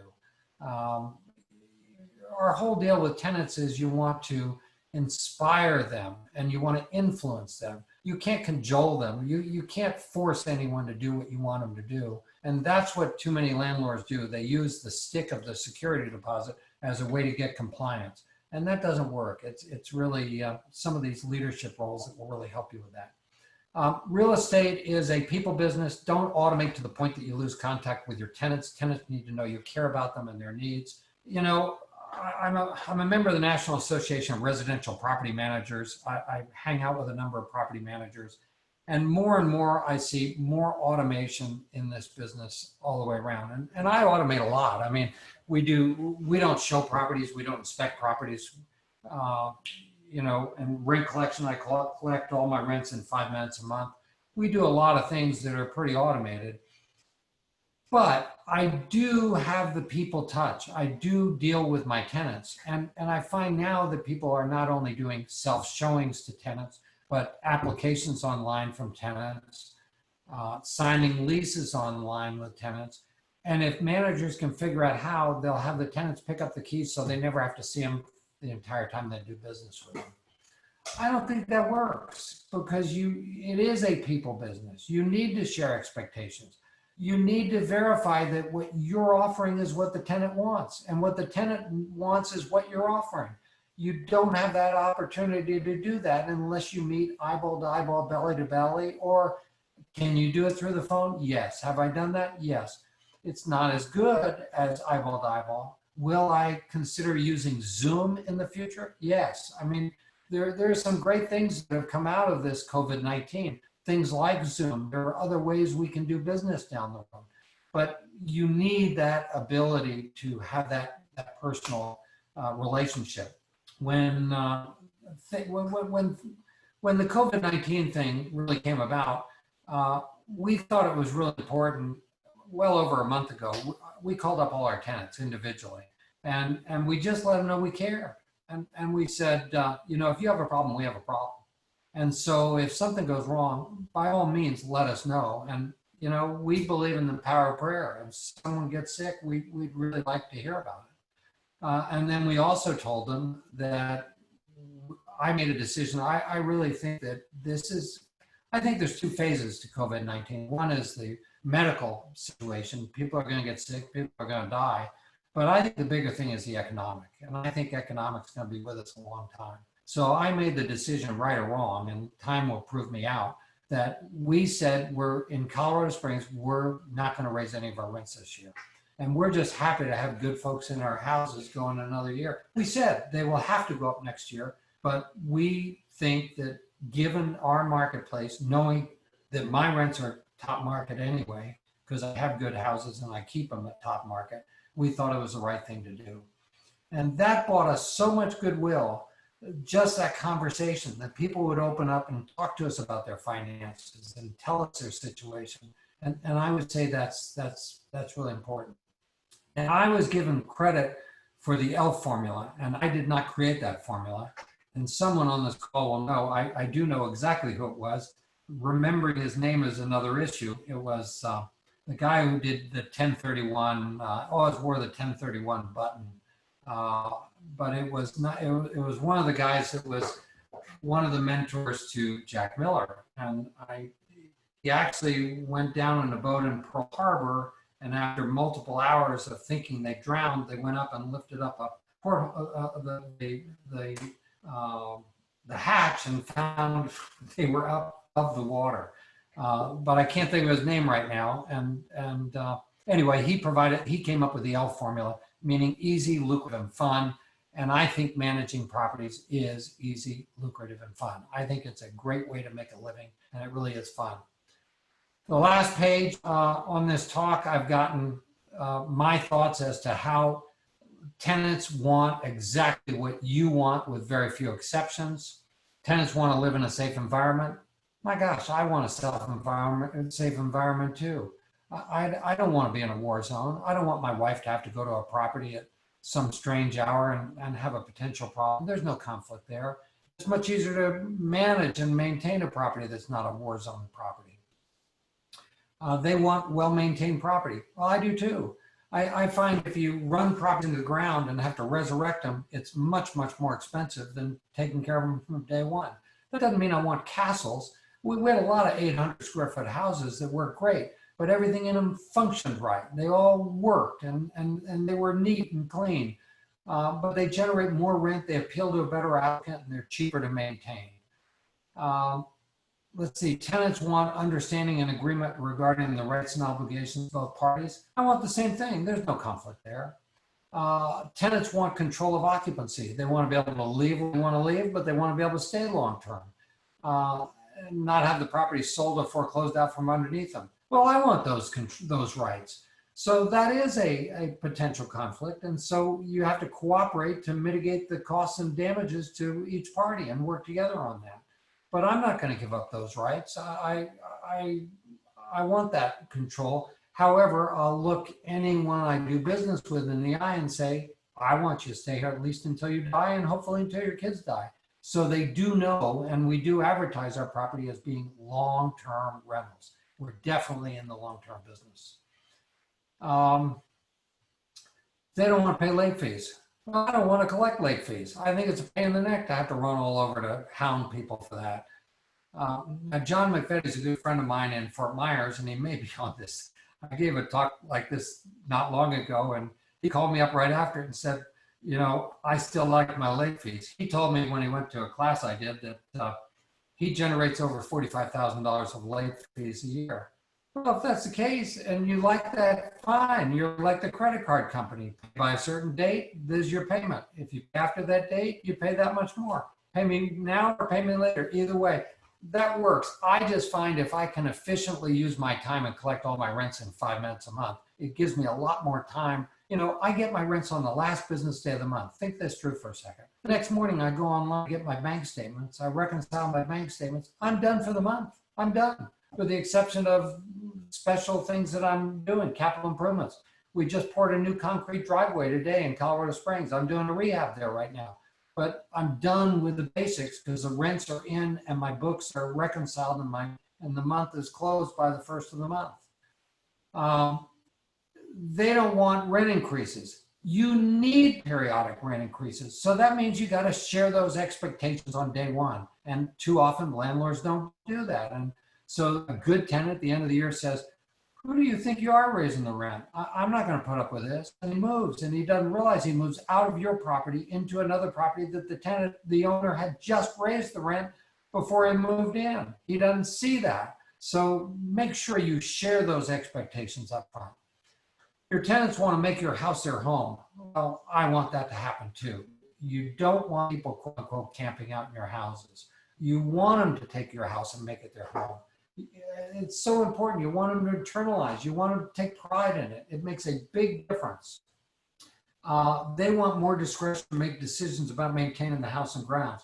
This is the one place where I really disagreed with Jack Miller, who was my main mentor. He wanted soldiers who would take orders. I want self-directed on-site resident managers who will minimize my operating costs. You know, there's only two ways to increase your bottom line, either increase your income or decrease your expenses. I found in my career that it's so much easier to decrease my expenses than it is to increase my income. And my tenants are one of the best ways I can decrease my expenses because they do a super job. So I do give them more discretion to make decisions. Now they have very strong parameters. You know, I tell them that don't do something without clearing it up with us up front in advance so it doesn't come back to haunt us or haunt you. But we're on the same team. We're looking at the same thing. And if they've got a great idea and they've got a great skill set, then clearly we would let them do some things. And in fact, we'll give them examples of things that people have done to kind of plant the seed in their mind that this is what these folks have done. What's your ideas to improve the place? And we really have done a lot of that over the years. They want an honest landlord. Well, I want honest tenants. The problem is that, you know, most tenants have had a bad experience with the landlord, myself included. And so tenants are untrusting initially. So how are you going to gain that trust? It is going to take time. You really have to work on breaking down that barrier. And really, if you want them to trust you, you have to first trust them, I've found. You can't expect them to trust you if you don't trust them. And you almost have to show your juggler a little bit and take that risk. But it's well worth it if you can accomplish that task. They want respect from the landlord, the neighbors, and the bureaucrats. I want the same thing from the tenants. They want to be appreciated for the business and stewardship of the property. I want appreciation for providing good housing. We think we provide good housing for long-term occupancy. And they want a good move-out experience. Well, I do too. They save me thousands of dollars. Think about this for a second. When do most tenants move out of a property? I'll just tell you, since it's too hard to do two-way. Most people move out on the last day of the month. Well, when do most people move into a property? They move in on the first day of the month. So let's say you're a crackerjack landlord and you can make your property ready, meaning spiff and shine it and make it right, in 2 days. How much rent have you lost? If you're not careful, you've lost a month's rent. Why? Because the person who needed to move in on the first found another place that was available on the first. You can't afford to lose a month's rent for several reasons. First of all, you'll never make up that lost income. You'll never make it up again. But the other thing is, funny thing, houses were made to have people live in them. You need good stewards there, if nothing else, to protect them, taking care of the yard and whatever. I was visiting Walter Wofford once in Jackson, Mississippi, and he took me by a house he closed on the previous day, only to discover that his air conditioner was no longer present. Funny things happen, you know, on houses that aren't occupied. You need people in them. Those are all my notes. I'm clearly, I mean, I'm open to any questions, comments, or further discussion. That's it. But I Yes, appreciate David. your attention. How can I help? David, I have several questions that came up over time, and if you're ready, I'll start asking you those. Of course. Okay. So the first one I have on here is that the person is apologizing because they say they don't understand how to approach an owner about master leasing. Please share how you start the conversation with an owner about doing a master lease, and what are the top 3 benefits that you give him or her so that they really will hear you. Okay. Let me give you examples of things that people have done, because I did make it too light. I said anything that a property management company does, you can do too. David Pond, I thought was one of the most creative guys I saw. He's in Fort Collins, Colorado. He had a title company give him a list of property owners in a farming area that he liked the houses, that got their property tax notices mailed to a different location. And he went around and took a picture of every one of those properties, turned it into a postcard, sent it to the owners with something written on it that said something like, I guess you didn't know what was happening. If I can help, let me know, and a phone number. Well, you think about that, a postcard lands in a mailbox, and either you see a picture of your own house or you see the message on the back. He got a lot of action. He built up a management, a big business, book of business very, very quickly. He built it up so fast that he got bored after a while and he sold that business off. What are some of the other things you can do? My son-in-law joined one of these networking groups. I can't think of the name of it, but you pay something to join it. And I thought he, again, made a big mistake because he paid for 3 years up front in advance. And they have one of each kind of professional in the group. What was it? BNI. Someone said something. What was the group? Yeah, that's it. Yeah, BNI. And so he got known as the manager type. And he was a licensed real estate broker, but he only master leases. But so he got a lot of referrals from that, and that worked for him. He also went to a bunch of insurance agents, and insurance agents or insurance policies, if you're familiar with them, if an owner moves out of the house and has a vacant house for 30 or 60 days, whatever it is, the insurance policy won't cover vandalism or a number of other problems.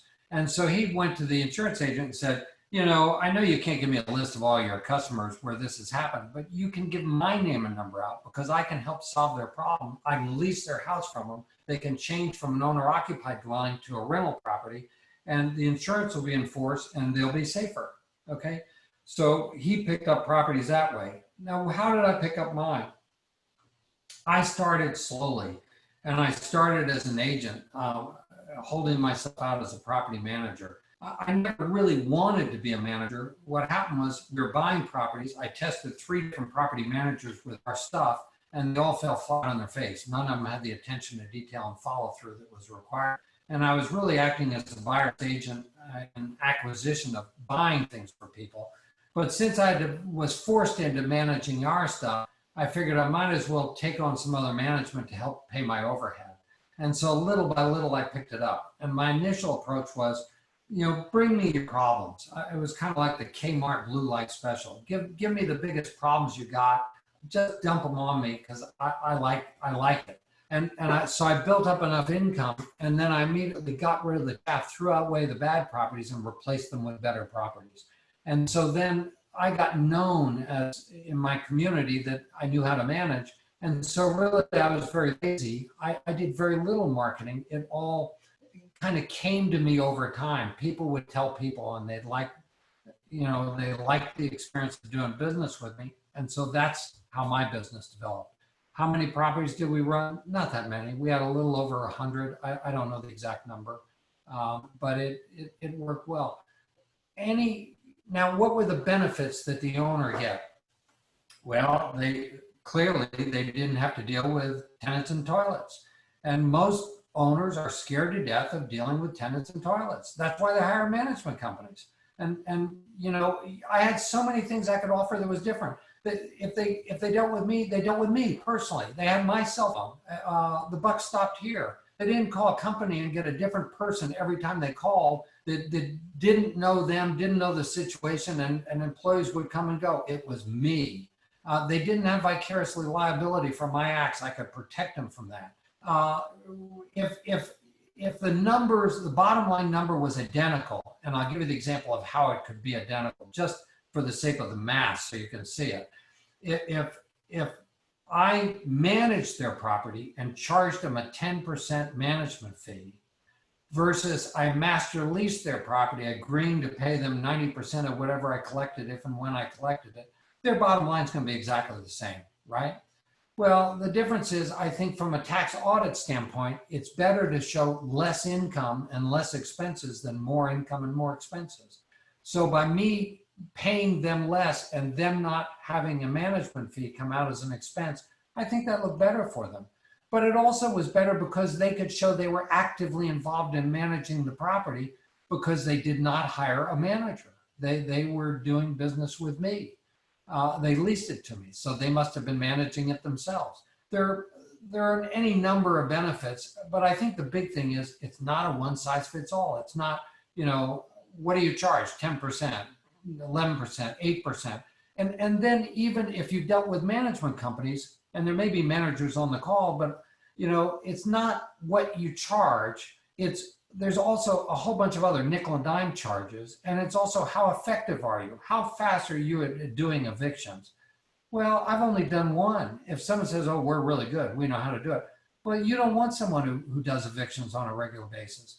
I have a whole series of questions that I've got in the book as to what you want in your property manager. You want to know, do they own property themselves? If they don't own property themselves, they don't think like an owner. They don't know what you're looking for. I'm an investor. I own property. I'm a landlord, and so anything that a fee manager could offer an owner, I could offer them more, because I could tailor it to their needs, and there was just no question how I got them in the door. Another thing that David Pond did that I thought was just brilliant. He's a very smart guy. He years ago he bought a 4-part color picture of a balloon festival. The picture is from sitting in this balloon looking down through all these other balloons at the town of Fort Collins, Colorado. And he printed that on an 11 by 17 4-part brochure. And so the outside is just this big picture looking down on the town. So he looks like he's the biggest outfit in the whole town. And then you open up the brochure and there's all these gorgeous houses that he managed. And then he had some script somewhere in it and he sent it to out-of-town owners. And he obviously looked like the biggest guy in town. And so he picked up a lot of business. Now, the funny thing he told me one day, and he's not in this business anymore, and he's a good friend, so I don't think he'd mind me saying this. He had an owner call him up one day and say, well, how come you got a picture of my house in your brochure? And he'd go on around. He never said he managed these houses. He took pictures of very nice houses. And he said that in hindsight, he should have gone to another town to take the pictures. But, you got to be creative. If you know how to buy houses cheap, you certainly ought to figure out how you can rent them from people. It's an easier process. There's a lot more people looking to buy them or to loan against them than there are people who are willing to take on that tenant responsibility. I don't know if I answered it. If you got more questions on it, go for it. But that's pretty much it. Yes, that was great. Let's see. Here's another one. What does David mean when he said he secured it with a deeded trust? Good. Now remind me, Florida is a deeded trust state, and it's not a mortgage state. Correct me if I'm wrong. I think it's deeded trust, aren't you? Mortgage? Is it mortgage? It's one or the other. Either way, whichever it is, use whatever is appropriate in your state. The deeded trust or mortgage is not the promise. It's the glue that glues the promise to the property. So you have a note that is your promise to pay when you borrow money to buy a property. And then that note is glued to the property with either a mortgage or a deeded trust. So I just glued the promises that the owner made in his lease with me to the property. So that if the owner went to sell the property, the title company would see that there was this deed of trust on it, which they assumed was a loan, and the property couldn't be sold without giving me a call and solving the problem. Now, some people record the lease, which you can do if you have a recordable format, and we did, meaning we had a legal description on it, and we had signatures were notarized. But we didn't. I like to stand white against a white wall. And I thought it looked better to just look like I was a lender than to show also I just didn't want my contracts all over the world. So I just use a standard Fannie Mae Freddie Mac deed of trust. And I put something in one of the blank paragraphs where you put a legal description or whatever that every word, every time in this document where the word note is used, it's hereby changed to the word lease. And that was it. And I recorded it and it was done.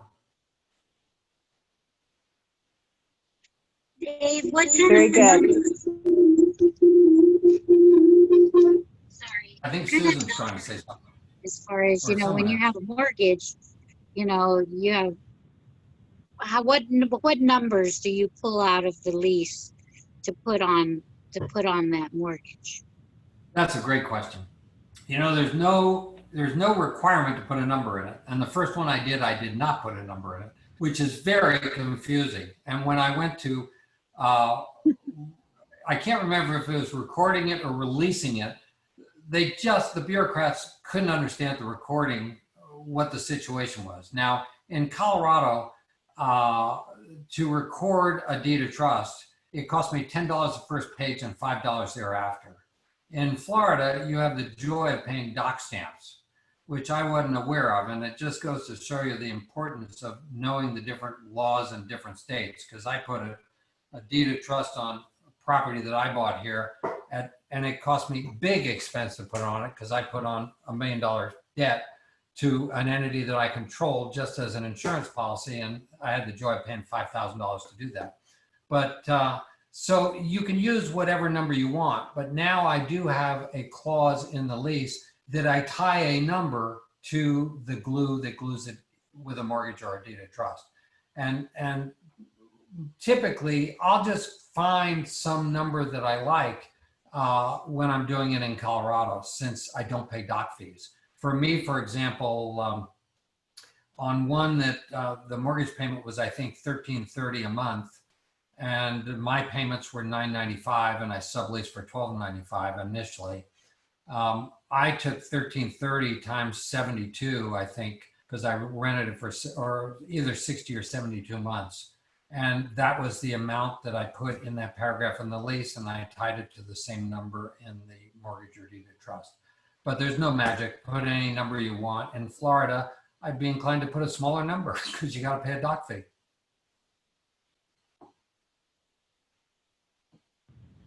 You never get any Thank you. pushback from any of the owners to sign that mortgage? It's just a deal at the very end. Everything's done, and I said, now we need to go to your bank or something and get this notarized, the document, and I'll give them the other document, and they'll say, what's this all about? If they do ask, and I'll say, well, you're asking me to take on the responsibility of taking care of your house. I want to make sure that you don't go into foreclosure and I lose my interest. I've got this long-term lease, and I've got a lot of stake here. And so clearly I want to secure my lease with something. It's a valuable thing for me. And if you do go into foreclosure, I want to have an opportunity to have a position at that sale that I can protect, that someone has to come in below me. I've never had a problem with it. Never have. By then, Okay. I've got their trust, or we're not doing business in the first place. Oh, excellent. Okay, now I have another question. Let's see, here it is. This person had no idea you could borrow against a master lease. Who might lend on something like this? Could you give an example of how much might be borrowed on it, and I guess how that deal or what it would look like?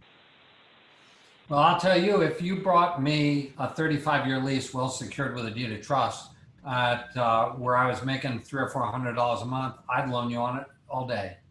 I mean, commercially, it's done a lot. In single-family houses, have I ever seen it done? No, but I haven't asked. I have some economic friends that I think they'd be willing to loan it to me. Fine. You know, it doesn't work unless you ask. I told you that this is as big as your mind can perceive what you can do with master leasing. There was a while when I thought, you know, I'd take young dentists that came out of dental school that wanted to set up a practice, and I'd lease their practice to them, and I'd take a percentage of their income as a lease. So I'd essentially be leasing a license. I think you can lease all kinds of stuff, master lease stuff, and you know, can they borrow on it? I mean, clearly a land lease under a hotel is loaned against all the time. The hotel is just, how good is your lease? How long is it? How secure is it? What kind of potential for income is there? If it's good enough, I'll loan on it.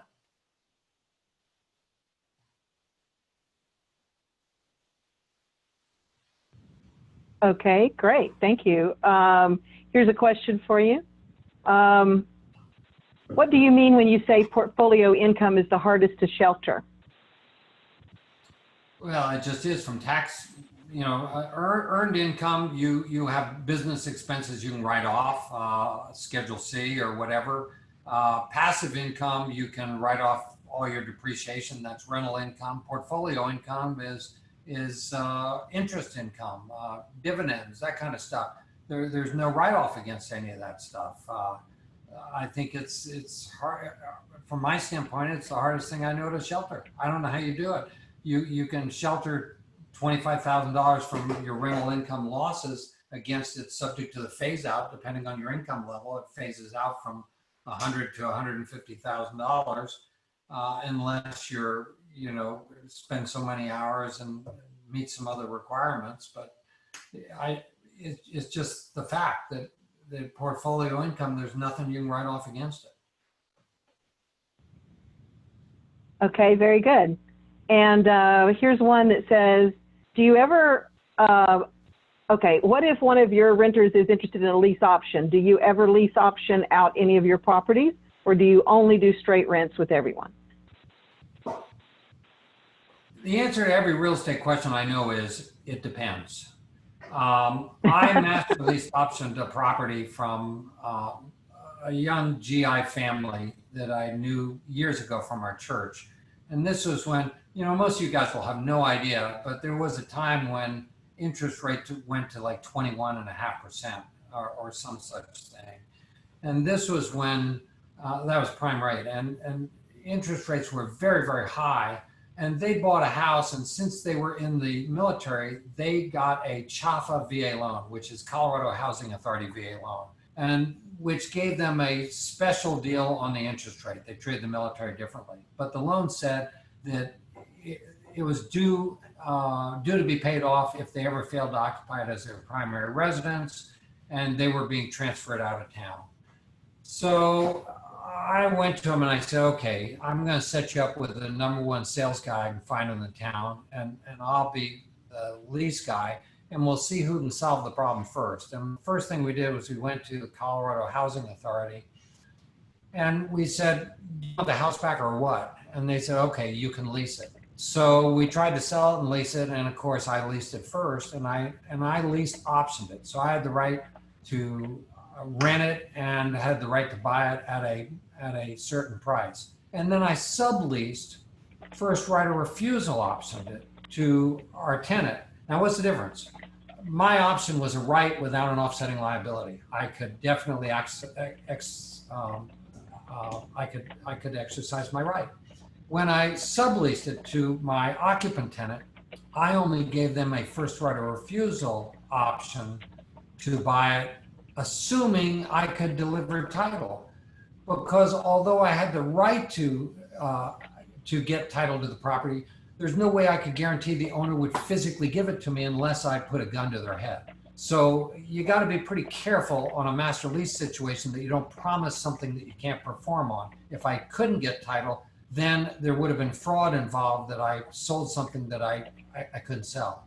So I gave them a limited right that said that as long as I can get title, then you can buy it from me at this price. And that worked out fine. Now on my own properties, the most efficient way to make my properties go away, if there's something I want to go away, is sell it to the tenant. And I clearly have done that when I want to exchange into a better property. I haven't done it in recent years because my properties that I have now, pretty much, I want to pass down to the next generation. There's no reason why I want to get rid of them. They're all pretty good properties at this point. And so I generally do not lease option properties to tenants. I will sell to tenants, but not lease option. Why? Most times I find that when people are lease optioning to tenants, they collect maybe $5,000 as option consideration from the tenant up front and then lease it to them, or else they may not charge as much option consideration, but they want to get higher rent. And they either want to do that to sell a property that's not saleable in the marketplace, or else to generate above normal rents or profits. And what starts out great usually ends badly. At some point in time, sometimes the landlords do it in a way that they don't want the tenants to be able to exercise the option. And so it's set up that they can't. And finally, the occupants realize that, and they get steamed, and funny things happen to your house. And I don't want my tenants to get steamed and hurt my house. I want my tenants to live in my houses because they want to be there. And I just find for myself, it's a better way to do business. And I don't want my properties to go away either. I want to hold on to them forever now, the ones I've got now. Right. That's what you taught me for sure. Okay. So let's see another question here. Okay. Here's a good one. Please explain, how did you set it up so that you can take rents out of your tenant's account, if I heard that correctly? Oh, I use ACH, Automatic Clearinghouse. And there's a number of sources that will do that for you for a modest fee. But I think the best thing to do is deal with small local banks. If you can get privately owned banks, they all have the ability to do that. And if you want to find out banks that offer the service, I'd say go to your local apartment association and talk to the affiliate members. There'll be affiliate members that are vendors that sell services to the apartment association, and there'll be a banker there. And most of the apartments want to collect their rents using Automatic Clearinghouse. I do it straight through my bank, and it doesn't cost me a dime. And I can pull money from accounts or push money to accounts. If anyone gives me a routing number and an account number, then I can deal with that. Now, a bank has to trust you because there's a risk involved in that I could take a bunch of money out of someone's account, put it in my account, then, turn it into cash and go overseas. And obviously I've stolen funds and I'm guilty as charged. And so banks have to know that you're going to be good for it and you're going to do what you say you're going to do and not abuse folks. The other thing you ought to realize is that the same as a credit card, that can be, the transaction can be canceled at some point down the road after it's in your account, meaning the funds can be pulled back out. And ACH can also, if the folks claim that it was that it was done without your permission or shouldn't have been done. Now, when my tenants sign an original contract with me, they sign a little form, much like you sign when you move into a hotel, that says you agree to pay all charges you incur when you're at the hotel. Mine, they give me their routing number and their account number, and they agree that I can ACH their account for all charges that they ever owe me. And I've never had anyone take back the ACH. I've never had a problem at all, and it works really, really well. And I can collect the rent from wherever I am in the world. It's great. It goes right in my bank. Don't have to put my shoes on. Very efficient. That was one of the things I really disliked about the note business. When I was running the note portfolio, the payments came in dribs and drabs. Whenever people, notes said they were due at different times, and many times they were due on the 1st and not late until the 15th. And I kept having to put my shoes on and go to the bank. It's a very inefficient way to run your business, I think, whereas the ACH works really, really well. Excellent. Thank you. Let's see. Here's one that is asking, when you master lease, please talk about how you determine the length of time if the owner is willing to do it, like 10 or 35 years. I wasn't aware that we could set one up that long. Did I hear you say that there are tax benefits for making it longer? Not really in my case. I mean, there could be. The IRS does say that you own the property if you have at least 30 years or longer. So you can do a 1031 tax deferred exchange, clearly. But since I'm not paying anything, I don't have a basis in the lease every dime I'm paying out. It's not that I get to depreciate part of it. I do better than that. I don't offer them anything up front. But I don't set the length of term of the lease. The owner does. It's what are their needs? What do they need to have accomplished? And yes, I may not take it on, or I may steer them. If I've got a tenant that's upside down with a negative cash flow, I'll say, do you want to take the risk or I'll get the reward? I assume you want to take the risk because you're going to net more money doing that than if I do a fixed lease and I guarantee the rent. And people will ask me many times, well, how do you set the fixed rent that you're willing to pay? And let me just walk you through that for a second, because I think that's germane. The first thing I would tell you is if you're starting out, it's much safer to start out, in my opinion, with a performance lease, because you only owe money if you collect money. So that's a better way to start. But let's say you're dealing with someone who's adverse to risk. You're dealing with someone that's got the insurance that covers every appliance in their house. It will, you know, the Sears and Roebuck policy, that whatever it is. And they're just adverse to any risk, and they just want to know what their negative cash flow is going to be each month. Forget positive cash flow. They want a figure. And so you agree to do a fixed lease. I usually have them back into the figure, and it's very, very simple to do. Of course, I'll start with market rent, because the market sets the rent. You and I don't set the rent. The market always is changing. The market sets the rent, and you need to know the market. So the market sets the rent, and then I'll say, okay, now the market sets the rent.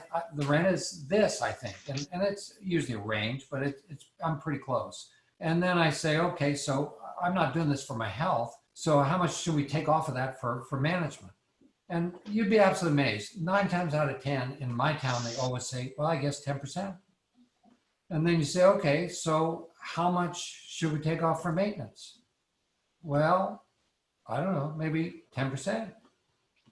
Well, how much for vacancy? Well, they start to slow down. You know, they see the way this is going. And so then, and you get those 3, and then you say, well, there's one more category that I'm eligible for, and that's profit. If I'm willing to take on the risk of paying your rent, whether the house is vacant or full, I'm eligible to take profit. So how much do I rent it for? Well, it depends how long my lease is for. You know, my 35-year lease, the first year or 2, I lost money. Why did I lose money? Well, because I put in the yard, I put in the sprinkler system, I put in new carpet, I painted the house outside and in, I got it right. Now, I didn't have to pay all of that. My contract limited how much I had to pay for.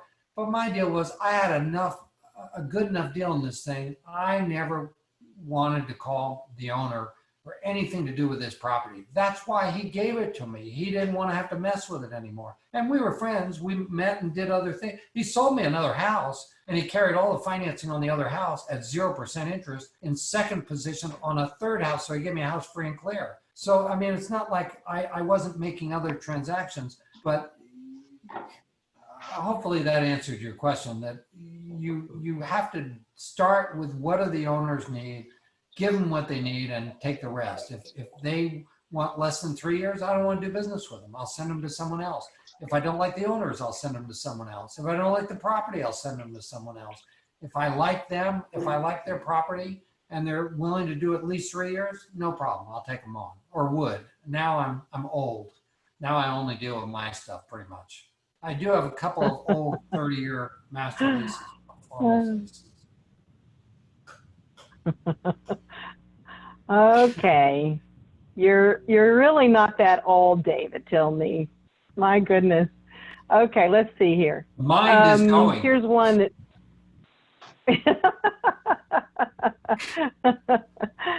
all right, let's see what I got here for you. Here's one. Would I need to be licensed to manage a friend's house in the state of Georgia under an LLC? If you're not an employee of the LLC, you need to be licensed, I'm sure. I'm sure you do. But can you master lease it? Of course you can. It's a different deal. Don't manage it, master lease it.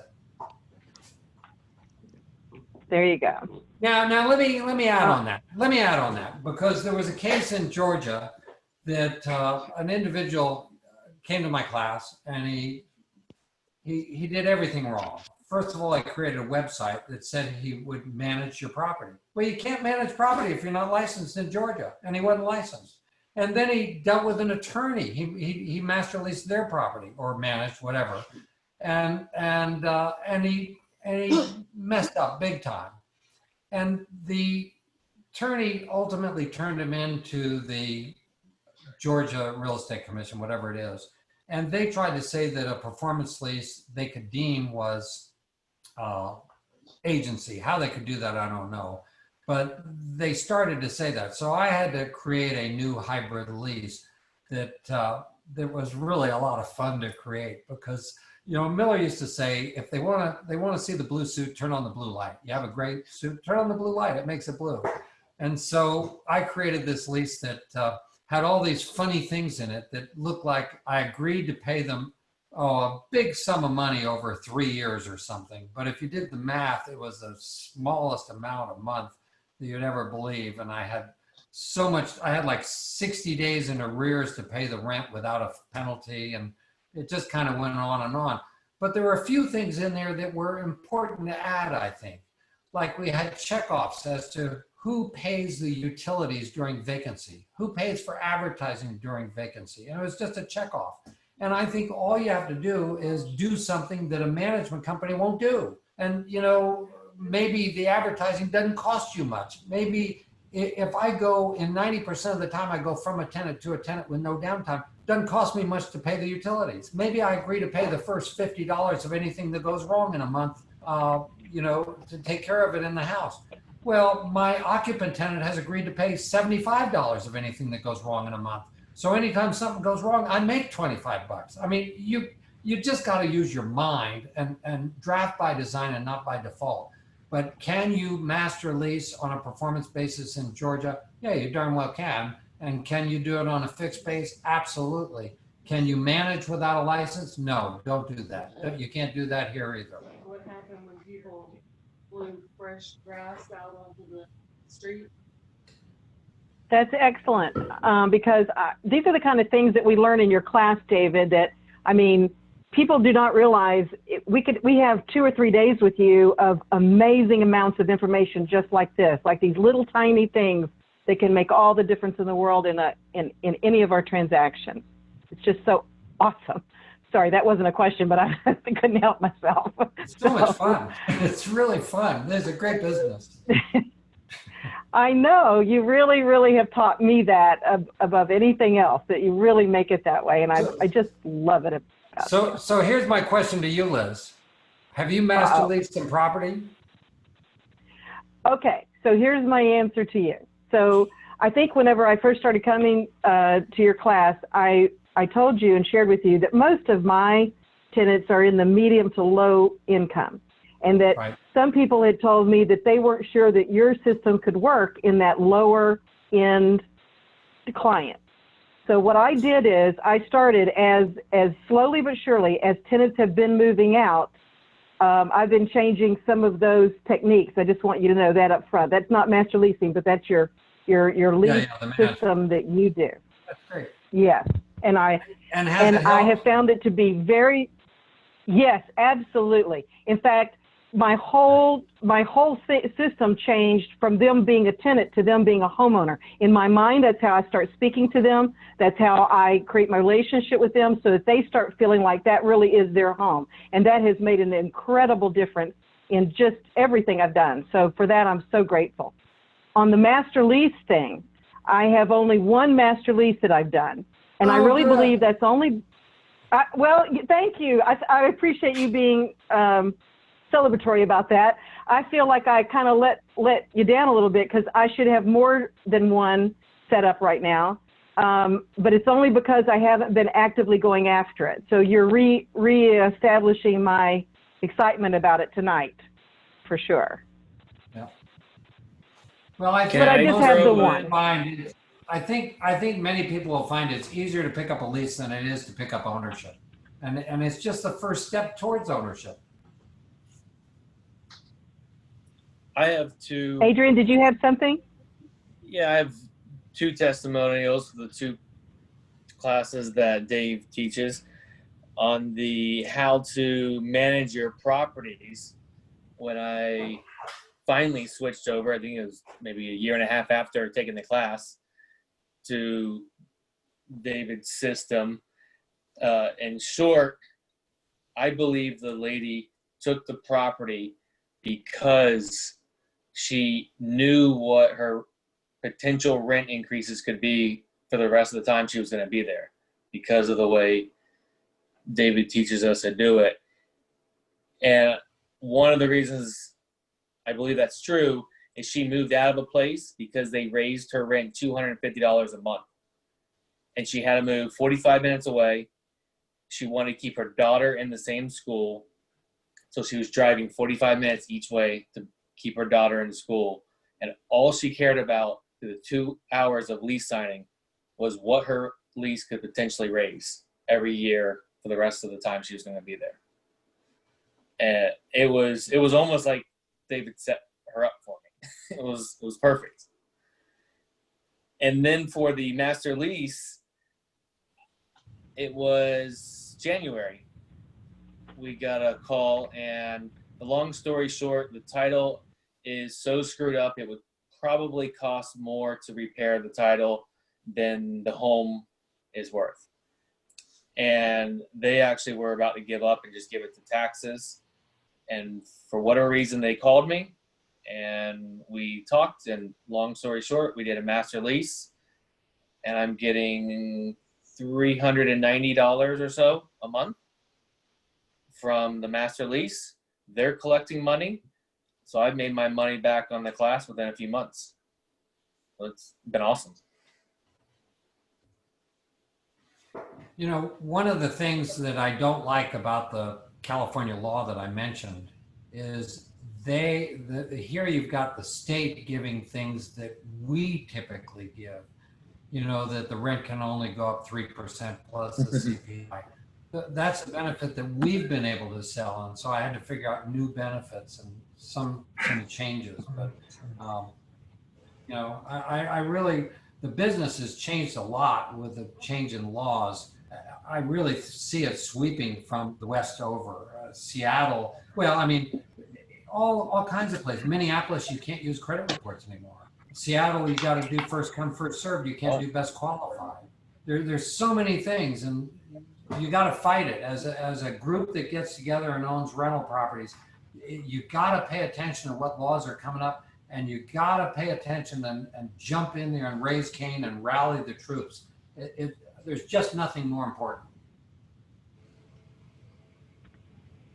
Hey, David, there's a good friend of ours in the group that I actually met at my first class with you, Anthony Green. He's on the, I think, Adrian, we need to unmute him. He's listed as Anthony, Anthony two-time attendant. Do you see that? Okay, yep, he's so let's good. unmute Anthony. Okay, Anthony, go for it. Hello there. Hi there, David. And hi there, Liz, as well. Yeah, I met you at one of my David Tilney seminars, so thank you so much for adding so much value. Thank you, Liz. David, Thank you. I know, man, you blow my mind tonight, and I've been to your class twice, so thank you so much. I do got a question that I think would benefit others as well as me, and I know I do ask you this question quite a lot, but you do give me different answers each time because that's just the way you roll, which I'm thrilled with.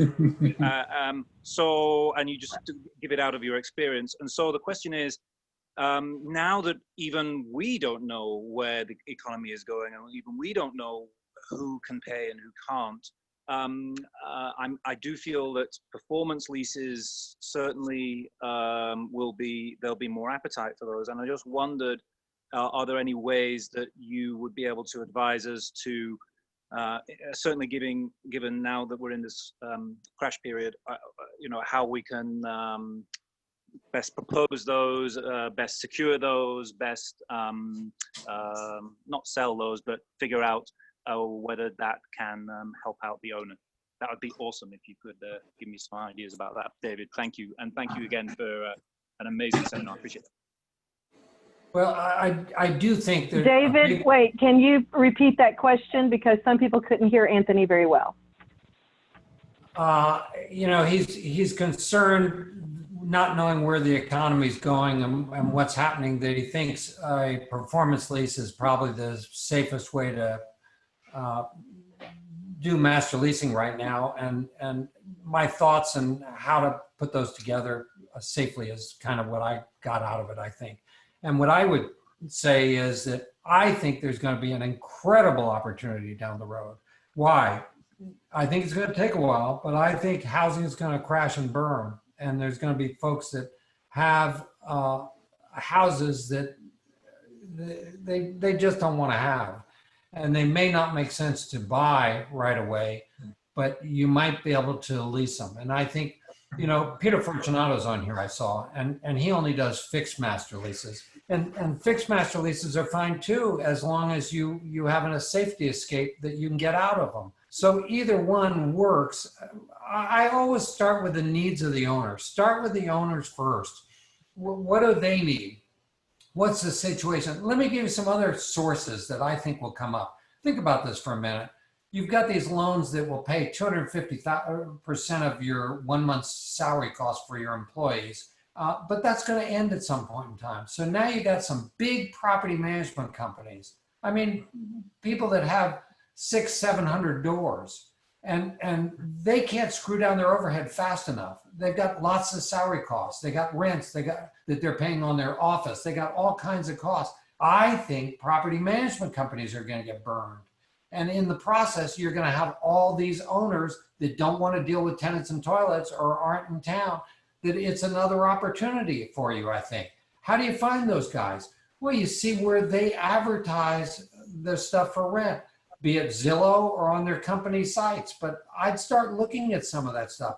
I know of 2 management companies that I know, one that closed down recently and another one that I think is sold out. So it's starting. And I think that's, well, just think of all the businesses that are going under. This is a very, very unusual time that, you know, I've always made more money in a down market than an up market. And clearly there's going to be a down market. I don't think it's there yet. I wouldn't go too fast. But, you know, with a lease, with your drafting it, if you're doing performance, I don't see how you can get hurt as the market goes up, down, and sideways. So what? You pay more or less, or however it works out. And on a fixed lease, just make sure you have an escape clause that you can get out. If we have a worldwide depression, you want to be able to get out if you need to. Did that answer anything, Anthony? Thanks Ask so it much again. for If it asking. didn't answer, hit me again. When they're hung up about the money and they just want the money, and I'm not in a position to guarantee it, just any further thoughts about where to take it? You know, it's just to follow up or to. I mean, you've actually given some very good points tonight, but like backing down to a figure, and Pete's very good get out of jail clause. Also, I guess, you know, give me 60 days rent free to find you a tenant. That's always an option as well. Anything else that comes to mind? Otherwise, yeah, perfect. I'm really gonna, and I'll hopefully listen back to this and get the wisdom in it. So thank you. Yeah, I mean, will you be able to make a deal with everyone that has a problem? Maybe not. Maybe not. And so you need to acknowledge that up front. And do you want to with everyone? But I think, you know, you just mentioned some of it. You can say your lease starts 30 days after you have a tenant. So you can do that kind of thing. But if you're dealing with someone who's risk adverse, and so they want a guaranteed rent, I think you're not going to give them a performance lease. You have to give them a guaranteed rent. But you got to give them a guaranteed rent that says that, you know, I'm going to do the best I can. I'm going to guarantee the rent. But I'd look them in the eye and I'd say, if we have a worldwide depression, I'm out of here. And so I need to protect myself on that. And I'd make it look dark. And, you know, we might have a worldwide depression. What the heck? Or we might have rampant inflation, or we might have both. But so you just, you know, under promise, over perform, but give them what they want. I'll give you a fixed lease. I may only pay you for 1 month, but I'll give you a fixed lease. Perfect. Thank you. Oh my God, it just fell into place. Thank you so much, David. I really appreciate that. Okay. Thank you so much. And thank you, Liz. Nice to see you. Great question, Anthony. My goodness, excellent. See, I love it. I love it when we can ask questions of guys and girls that have been in this for a long time, and they can give us different answers every time we ask. I love that. You never know. All right, so we're going to ask a couple of more questions. Then we'll ask if anyone else has something else. We'll wrap it up for the night. But remember now, we are going to keep on with the meeting after the meeting for anybody that would like to stay. So the last couple of questions I have for you, David, are, let's see, here we go. What are the 3 top things that you're looking for when you're choosing a tenant? There are some typical things, I understand, but are there some things that you might be looking for that are a little bit unusual that we don't always look for in a potential tenant, since you have a different system that you use? Well, I'm going to pull up something I did the other day for Advana had me on talking about navigating COVID-19 with your tenants.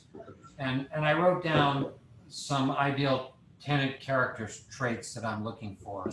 And you got to figure out how to find these, but because they don't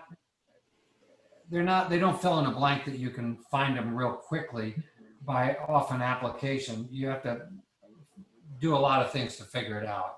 But the ideal tenant character traits that I wrote down are, number one, they got to be honest. They got to be responsible. They got to be show stability, and by that I mean stability with their job. They're not going to move in and move out the next day. They got to be good stewards of good property stewardship. I put down. And they got to be trustworthy. They got to be respectful. And they got to be appreciative of what we're offering them. You know, we're offering good housing to folks. If they don't appreciate what we're offering, how can I do business with them? So how do you find some of these things? Well, I mean, for me, the number one thing I do is credit reports. I do look at FICO scores. And some places you can't do that anymore. So make sure what your rules are. But that concerns me when it changes that we can't do that, because FICO score shows me that they are responsible. It shows me that credit's important to them. It shows me they do, at least in that aspect of their life, what they say they're going to do. Responsibility, you know, you can see what they've done with prior landlords. Our whole application and the whole process and going through the lease up, those are the things I'm really looking for in a tenant. Now, when I gave this little talk the other day, I really flipped that around. And what I said is, you know, the traits you're looking for in your tenant, that's the traits they're looking for in you as a landlord. And landlords don't think about that. They want you to be honest. They want you to be responsible. They want you to be stable, that they're not going to move in and you're going to sell the house out from underneath them or have it foreclosed out from underneath them. They want you to be a good steward of the property, that you take care of it and don't run it into the ground. They want you to be trustworthy. They want you to be respectful and show appreciation for the tenant. So those things are things we just want in people we do business with, period. And I would say one of the great things about this business is it's not McDonald's. McDonald's, you have to deal with every customer that comes in the door. You know, government makes it tougher and tougher all the time, but we still do get to decide within reason who we want to do business with. We can't violate a fair housing law, and why would we want to? We just want to do business with good folks, you know, and so think that through. And I think if you view your tenants as employees you're hiring to do a job, that changes how you analyze applicants. It really does, because you're not looking for someone who will just pay you the rent. You're looking for the best of the best. You know, I always kid around and say, well, we're kind of like the Marines. We're looking for a few good men. And you know, once we have someone we think may work, and I call them up and I say, is this your first choice house? And they say, oh yeah, we really want it. And I said, well, you rose to the top. Now, from our standpoint, nothing counts until contracts are signed and money changes hands. So we're still showing it, but we'd love to offer you a contract. When can we get together in the next 24 hours? I want to get them off the street. And I don't take any deposit to hold it. I collect an amount equal to twice the first month's rent right up front, one being rent and one being we sell them something. But, you know, money's an economic qualifier. You want the money, you want the contract signed, you want it done. Even if the contract doesn't start for 6 weeks down the road, get them off the street, get it signed, get their money. And that process of going through your rental contract, you're looking for those traits. Do they pay attention as you're going through? Or do they read ahead and say, we just want to sign it and get out of here? That's the wrong guy. Do they ask you questions? Do they disagree? Well, we don't like that. I want people to take me on. If people take me on, I can take their objections and turn them into benefits. If no one asks a word and is quiet the whole time, I can't read them as well. I can't tell how they're going to be. So that people skill part, you know, you said I was a psych major. I think that stuff really helps you to be able to kind of analyze what you're looking for. And if you're in this business long enough and you keep working on your business, you'll get better at it all the time. And when you fail, as long as you internalize, and you really should internalize and say, it's not their fault. I hired them. I hired the wrong guy. What did I do wrong? I didn't share expectations. They didn't have the right skill set. You know, they didn't have the right moral code and I missed it. How can I change my systems to be better the next time? If you do that, you'll get better and better, and you'll hire better people to do a job for you. I know, David, when I went to your class, one of the things that I learned when you were doing a great example up on stage, you know, of how you interview your folks. And one of the things that I caught was that you asked the gentleman and his wife, you asked him, by the way, do you happen to own a lawnmower? And that was not a question I've ever asked a tenant before in my life. But as soon as you said it, I thought, wow, right there. If they have a lawnmower, they can take care of their yard. If they don't, then I could have a potential problem. So I started changing mine a little bit. And when I ask them that, if they don't have one, then I suggest that until they get one, you know, if everything else is great about them, then what I do is I suggest that we can hire a lawn service until they have one. And so I just add that onto their rent. It's like $30 or something, you know, a mowing. Anyway, that really helped me and completely changed things, just in that one simple little thing. Yeah, I have two comments on that, because we're always working on our business. One is I have a white collar house with a guy that lives in it, single guy, great furniture, everything's fine. And he moved in and he called up and he raised Cain with me. He said, what are you going to do with all the dog hair around? I said, what do you mean? All the carpets were clean. Well, but the hardwood floors, there's dog hair on them. I'm crawling around on my stomach with a towel cleaning it up. It's taken hours. I said, well, why didn't you vacuum it? Vacuum? What's a vacuum? You know, I mean, I couldn't believe it, white collar guy.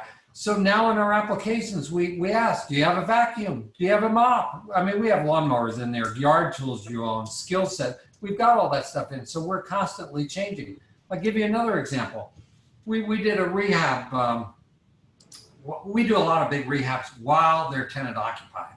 And this was with a tenant I had for over 10 years. And it was a big rehab, meaning we knocked out walls, took out the kitchen, took out the master bath, changed it all around, and she had to camp out for 6 months and pay rent while we did this. And in the process, we absolutely discovered once we started that she was an absolute slob. We actually found dog feces in one room, and it was tough. And so I thought, what the heck am I going to do? Because I put all this money into this rehab. And so how was I going to, you know, if she put up with this while we were doing it and protected our materials where we were doing it for 6 months or whatever it was, now I drop kick her, that just doesn't sit well with me. So instead, I offered her a new contract, and I raised the rent dramatically. And it warranted raising it because it was quite a change. I raised it like $370 or something a month.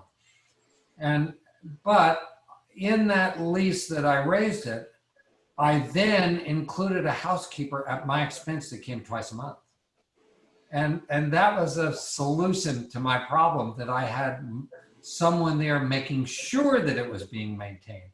So now I'm just putting out new contract. This is 2 years later. For 2 years I did that. 2 years later, I'm now giving her a new contract that, as I said, the rent's not going up. But I've got some language in there in the contract. Well, I can read it to you, in fact, if I can find it. I got it right here. Hold on, I'll tell you how I'm solving this. Tenants, hold on a sec. 2020. Here we go.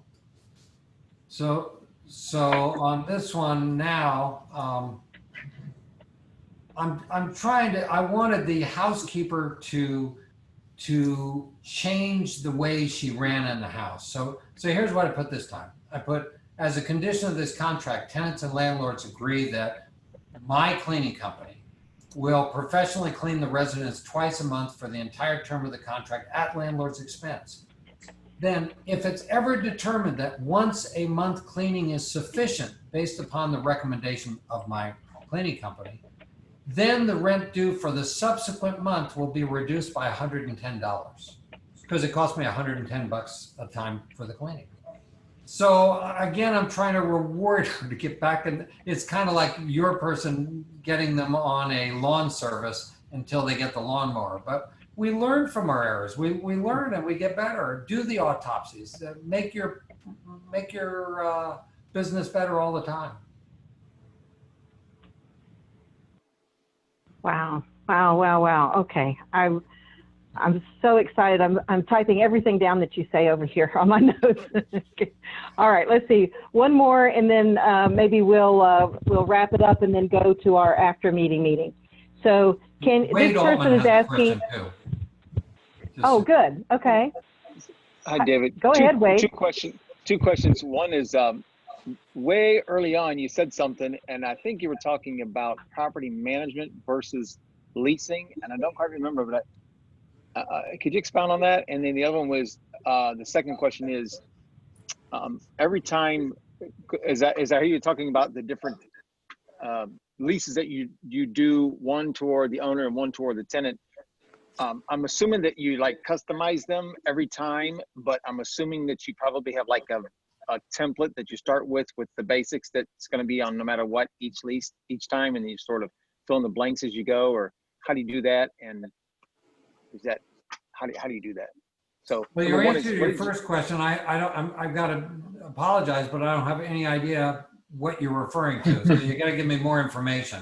The answer to the second question is that, yeah, I mean, my performance leases are all pretty similar. They're all pretty similar. I charge about I pay the owner about the same percentage, give or take. They're pretty similar. The fixed leases, they're pretty similar, but do they change? Yes, I really do listen to the owners, and I really do modify based on what the owners tell me. But clearly, I've got something in Word. I start with something I've got, and I change a paragraph or add a paragraph. We changed a lot last year, so last fall, before we did a seminar on the West Coast, and we're because of the laws in Colorado, we had to change them. And so, this year, sending out renewals to our tenants, and our first year rental contract is different from our subsequent year rental contracts. These is with our occupant tenants, and so yeah, I start with something, and I don't just start with a blank piece of paper and start over. I copy paragraphs and add and create new paragraphs, and that's the way I do it. Now, if you can come up with what you wanted me to understand on the first question, I'll try, but I couldn't. I'm not sure what you were referring to. I thought you said something like if you change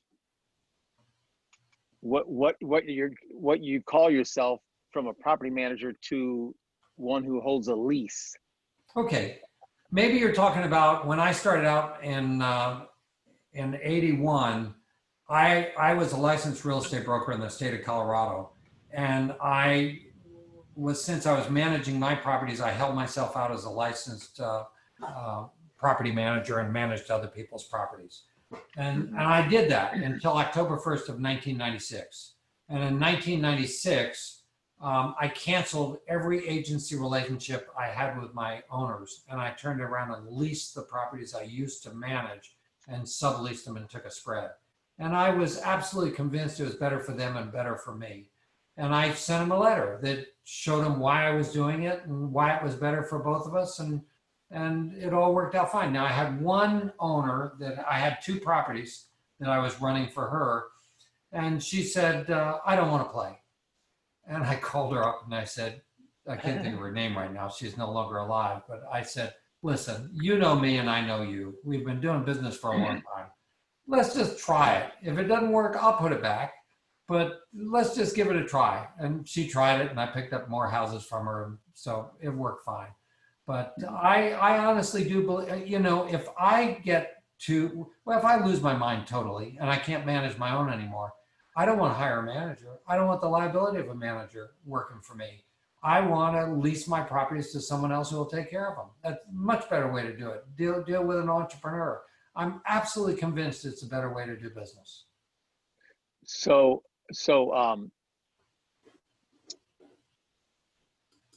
right now, of course, I own my own company, and I'm at the office right now. I spend a lot of time at the office. Are you A a lot of property time, all the time. manager? No, no, I have an outsourced IT company for small businesses, and I'm wanting to transition into real estate, and I need to do it. I need to figure out a way to do it because I don't have a lot of time. So I've always had in my mind that to acquire property and have a property manager manage it. And what I hear you saying is clearly that's not the best way. But in terms of Not me for not me. having time, how do I do that where I don't spend a lot of time? I mean, all I can do is tell you, I don't spend much time on it. I mean, you know, one day a month, I reconcile the bank statements and I'm essentially done. You know, I really was in Southeast Asia for most of February. I flew through Hong Kong. The next day they stopped flights to Hong Kong from the US, went to Bangkok, then went to Vietnam, then Cambodia, and then ended up in Singapore. So we had a lovely time. But I took my wife and kids around the world one summer, and I did have one employee then, but we didn't have any problems. I mean, the problem came up, but it wasn't my problem. Someone moved out of a house up a hill from my house, and they had a car without a parking brake on it, rolled down the hill across a road, an intersection, into my wall of my garage and wiped out a bunch of the wall of my garage. My tenants weren't there. Tenants come home. They don't speak, the wife doesn't speak any English, husband does. The fire department's there. The wife thought maybe they left the stove on or something. So they didn't know what to do. So they got the lease. It told them who to call. They called the handyman. The handyman squared it all away. Before I came back, the people whose car wiped out my garage, they got their insurance involved. They rebuilt my garage. Everything's squared away. By the time I get home, no problem at all. So, I mean, there's not a lot of moving parts if you set it up right, but you do have to set up the systems. They're important. I don't know, people don't believe me how easy management is. I mean, I really am, I don't work very hard. What kind of time commitment you think that he would have to get to acquire the types of property, since he's just starting out getting clients and that, if he were to, you know, set aside that amount of time? What would That's a good question. And it depends on how you're going to do it. For me, I did it slowly. I mean, I still was doing some acquisition brokerage on the side. I had several little sources of income. For a little bit, I sold disability insurance. So I had some funds coming in there. The problem was I kept buying houses and I kept saying, well, why the heck am I in the insurance business? So I got out of the insurance business and just kept buying houses. I think it's good to have sources of income. I also sold property management software while I was doing some of this, which was great because I was a user. I was a beta tester. I had a direct line with the developers, and I could give them my Christmas wish list and it would come out in the next version of the software. So all that kind of work. So I would say, keep your day job, your day business, as you build this up a little bit. I think if you do it too fast and furious, it's hard to get everything right really quickly. To take on 25 properties on day one, that's tough. You can buy someone's business, but I wouldn't recommend that. I think you're going to stub your toe a little bit. There is going to be some hard knocks. If you have the ability to keep an income stream going while you build it up, I'd recommend doing that.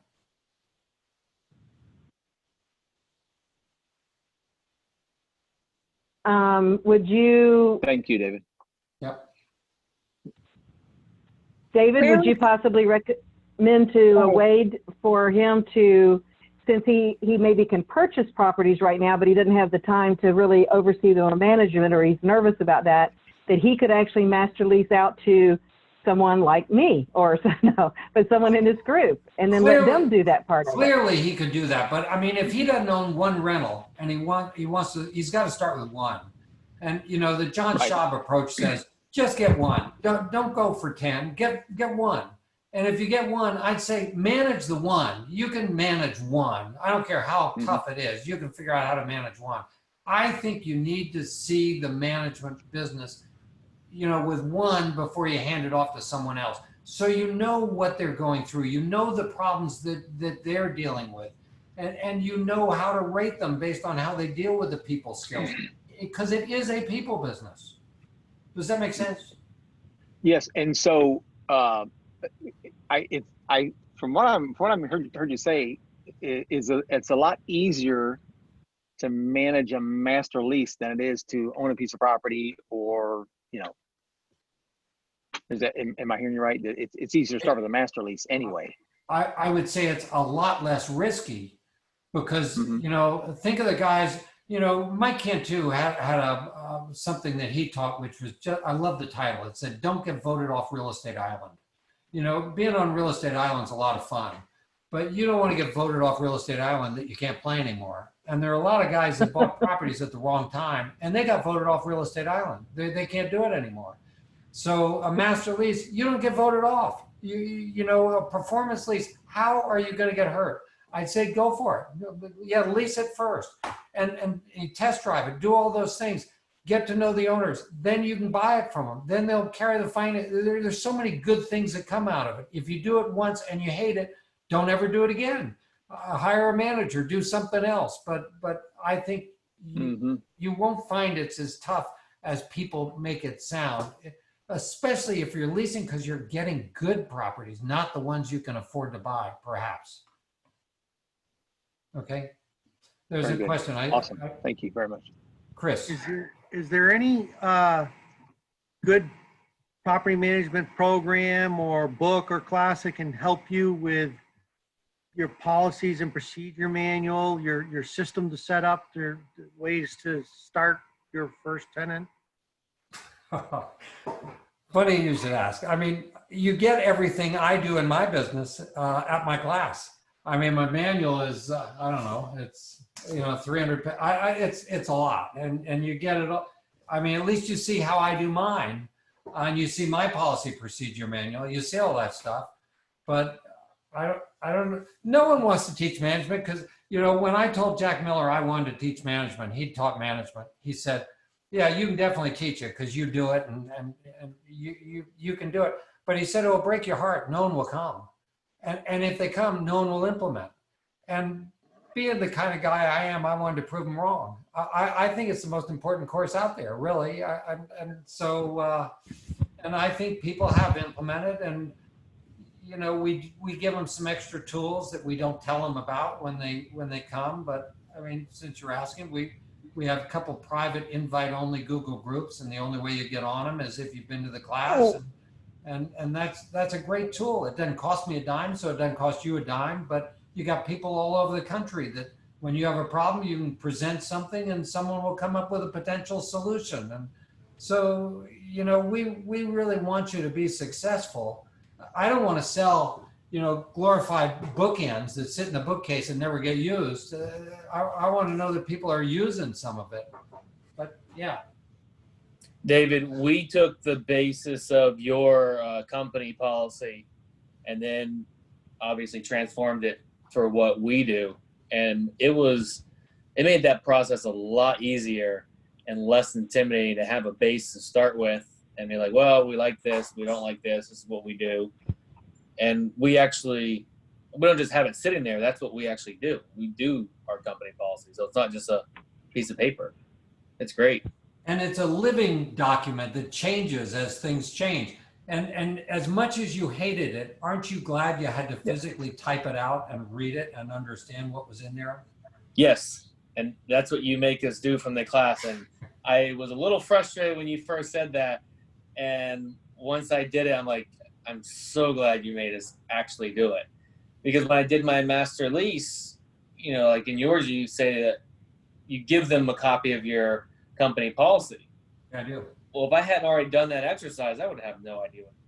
That would have been a very scary time to try to learn all that and create a company policy to then hand them. And yeah, all we did before that is we updated it. There was a few small things we were doing differently.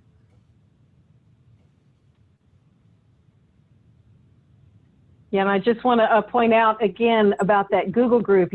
You quickly mentioned that, David, but I found that being a part of your class, we automatically get to be a part of that Google group, and that can be amazingly valuable. You have a very, very active, almost one of the most active Google groups I've ever seen.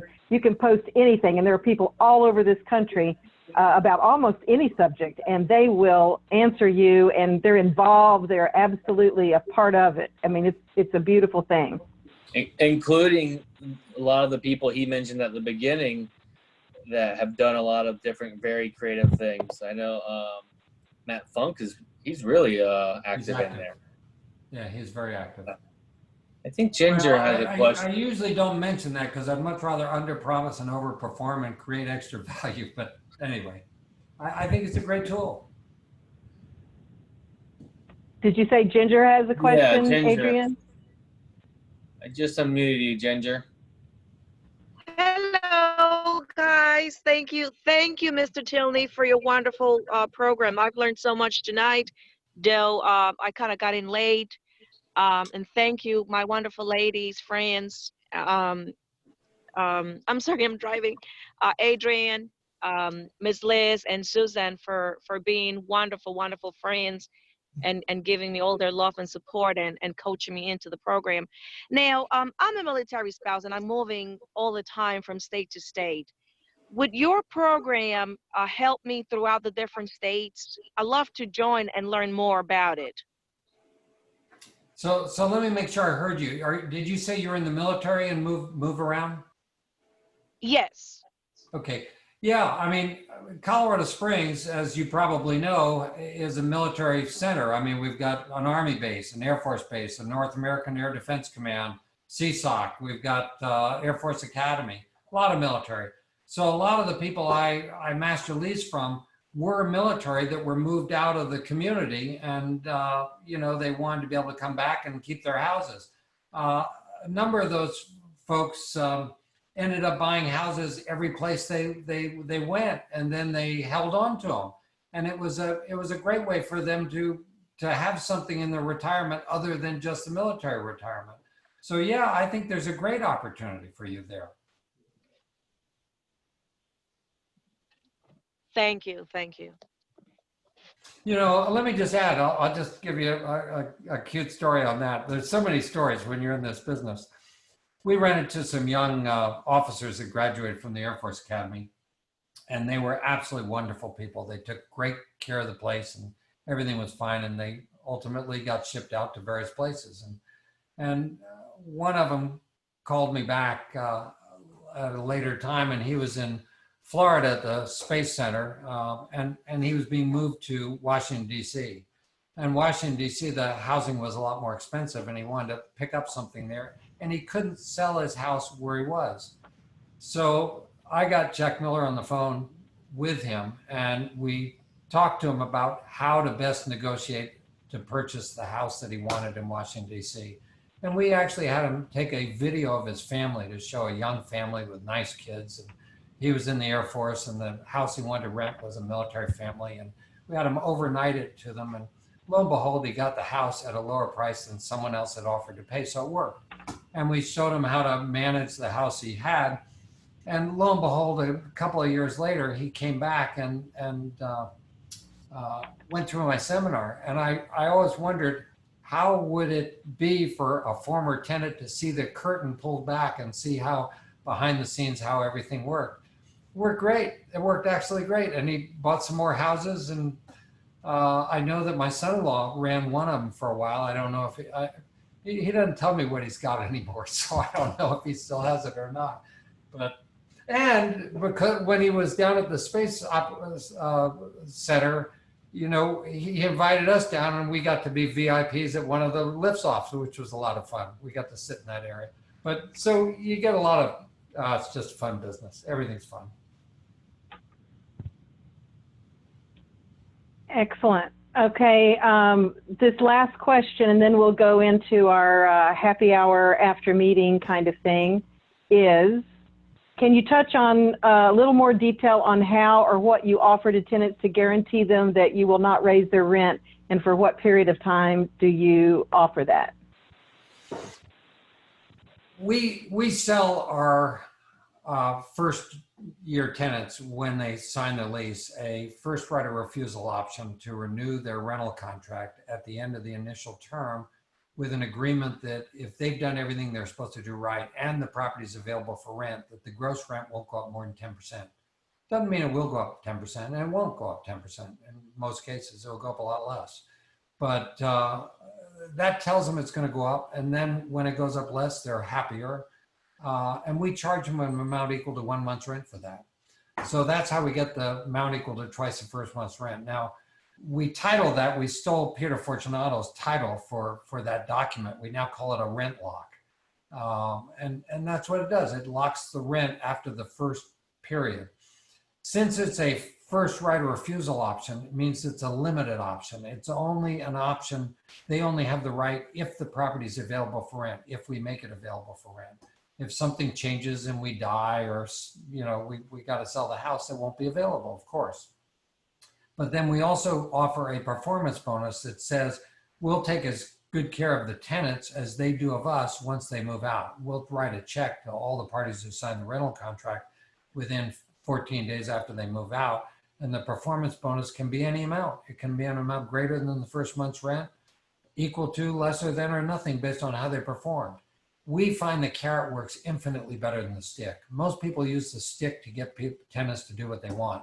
The carrot, where they don't know what they're going to get, is a big difference. Now, do we really have a disguised security deposit? No, we really don't, because our tenants do much, much better under our system than they ever would under a security deposit. We typically pay a performance bonus greater than their current month's rent when they move out.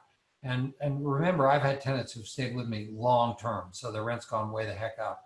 But if they can make it so that I can go from a tenant to a tenant with zero downtime and no costs, they're pretty tremendous. They save me so much money over time, and they're just wonderful people. So that's the way we do it. Fantastic. Now that right there. Wow. I have a tenant that I did not tell that to when they moved in, and they were supposed to be moving out earlier this year. And I mentioned it to them, that if they leave it nicer, I mentioned all that after the fact, right before they were supposed to be moving out, because they do not have a deposit. And so he's stayed a little bit longer because of COVID and he couldn't find somewhere. And the place looks better now than it did the whole time he's lived there and before he moved in. He keeps sending me pictures of fixing up the yard and all these things. Well, and that's Peter Fortunato, what he does also, and he's on the line here, but he does not tell them he's going to give them a performance bonus, or he does not write it in the contract in any way, shape, or form. He may have told them, I'm not sure. He can unmute and tell us. But so that works. It all works. You just want to treat people the way they want to be treated. And Adrian, you obviously had that tenant take your house and make it their home. He had pride in it, and that's what you want to have happen. Yep, he was actually supposed to buy it, but he wants to move out of state. Mm-hmm. We have someone here asking when your next class is. Well, the next one was going to be the last long weekend in this month in Tampa, and obviously we pulled the plug on that. We've got two things we're looking at. I don't mind sharing them. Neither of them are in stone, so we don't have any idea if either of them will work. But we thought we might do one in Colorado Springs near the end of September. That's where I raised my family. That's where our properties are. There's something that people kind of like to come to my town and see where I did business. It's also a wonderful place to be in the fall. The leaves are changing. Pikes Peak is there. A lot of fun things to do, and to be forced to go there as tax deductible, all I can tell you is people come. So we might do that. The other thing that, one of my sons-in-law is kind of a techie, John Bunka, and we've kind of whispered between us. I shouldn't say this, but we've been talking a little bit. He's pushing, I'm dragging my feet, but we're thinking, with the changes and things like Zoom and whatever, we might consider doing a virtual seminar, and we might do that, and it has to be quite different in the way we pull it all together. But I've always said I'd try anything one time, and I don't mind failing one, so we might do that. If we did that, it might be July timeframe, late June or July. So, we do have, my website is just my name, davidtilney.com. There is a place to put in an email there, I think someplace. And if you want to be notified of things that we're doing, make sure we got your email address. I'm not involved in that, but my son-in-law is, and then, or else keep checking back. But we may do that. We may do that. That sounds wonderful. And in fact, everyone that's in our world, PC REIA world, will definitely get the message out to everybody, even folks that were not on the list tonight, David. So whenever you get that, you let me know, and I'll make sure folks know about it. Yeah, at my age, I'm kind of forgetful, so you may have to look. But yeah, hopefully I'll remember.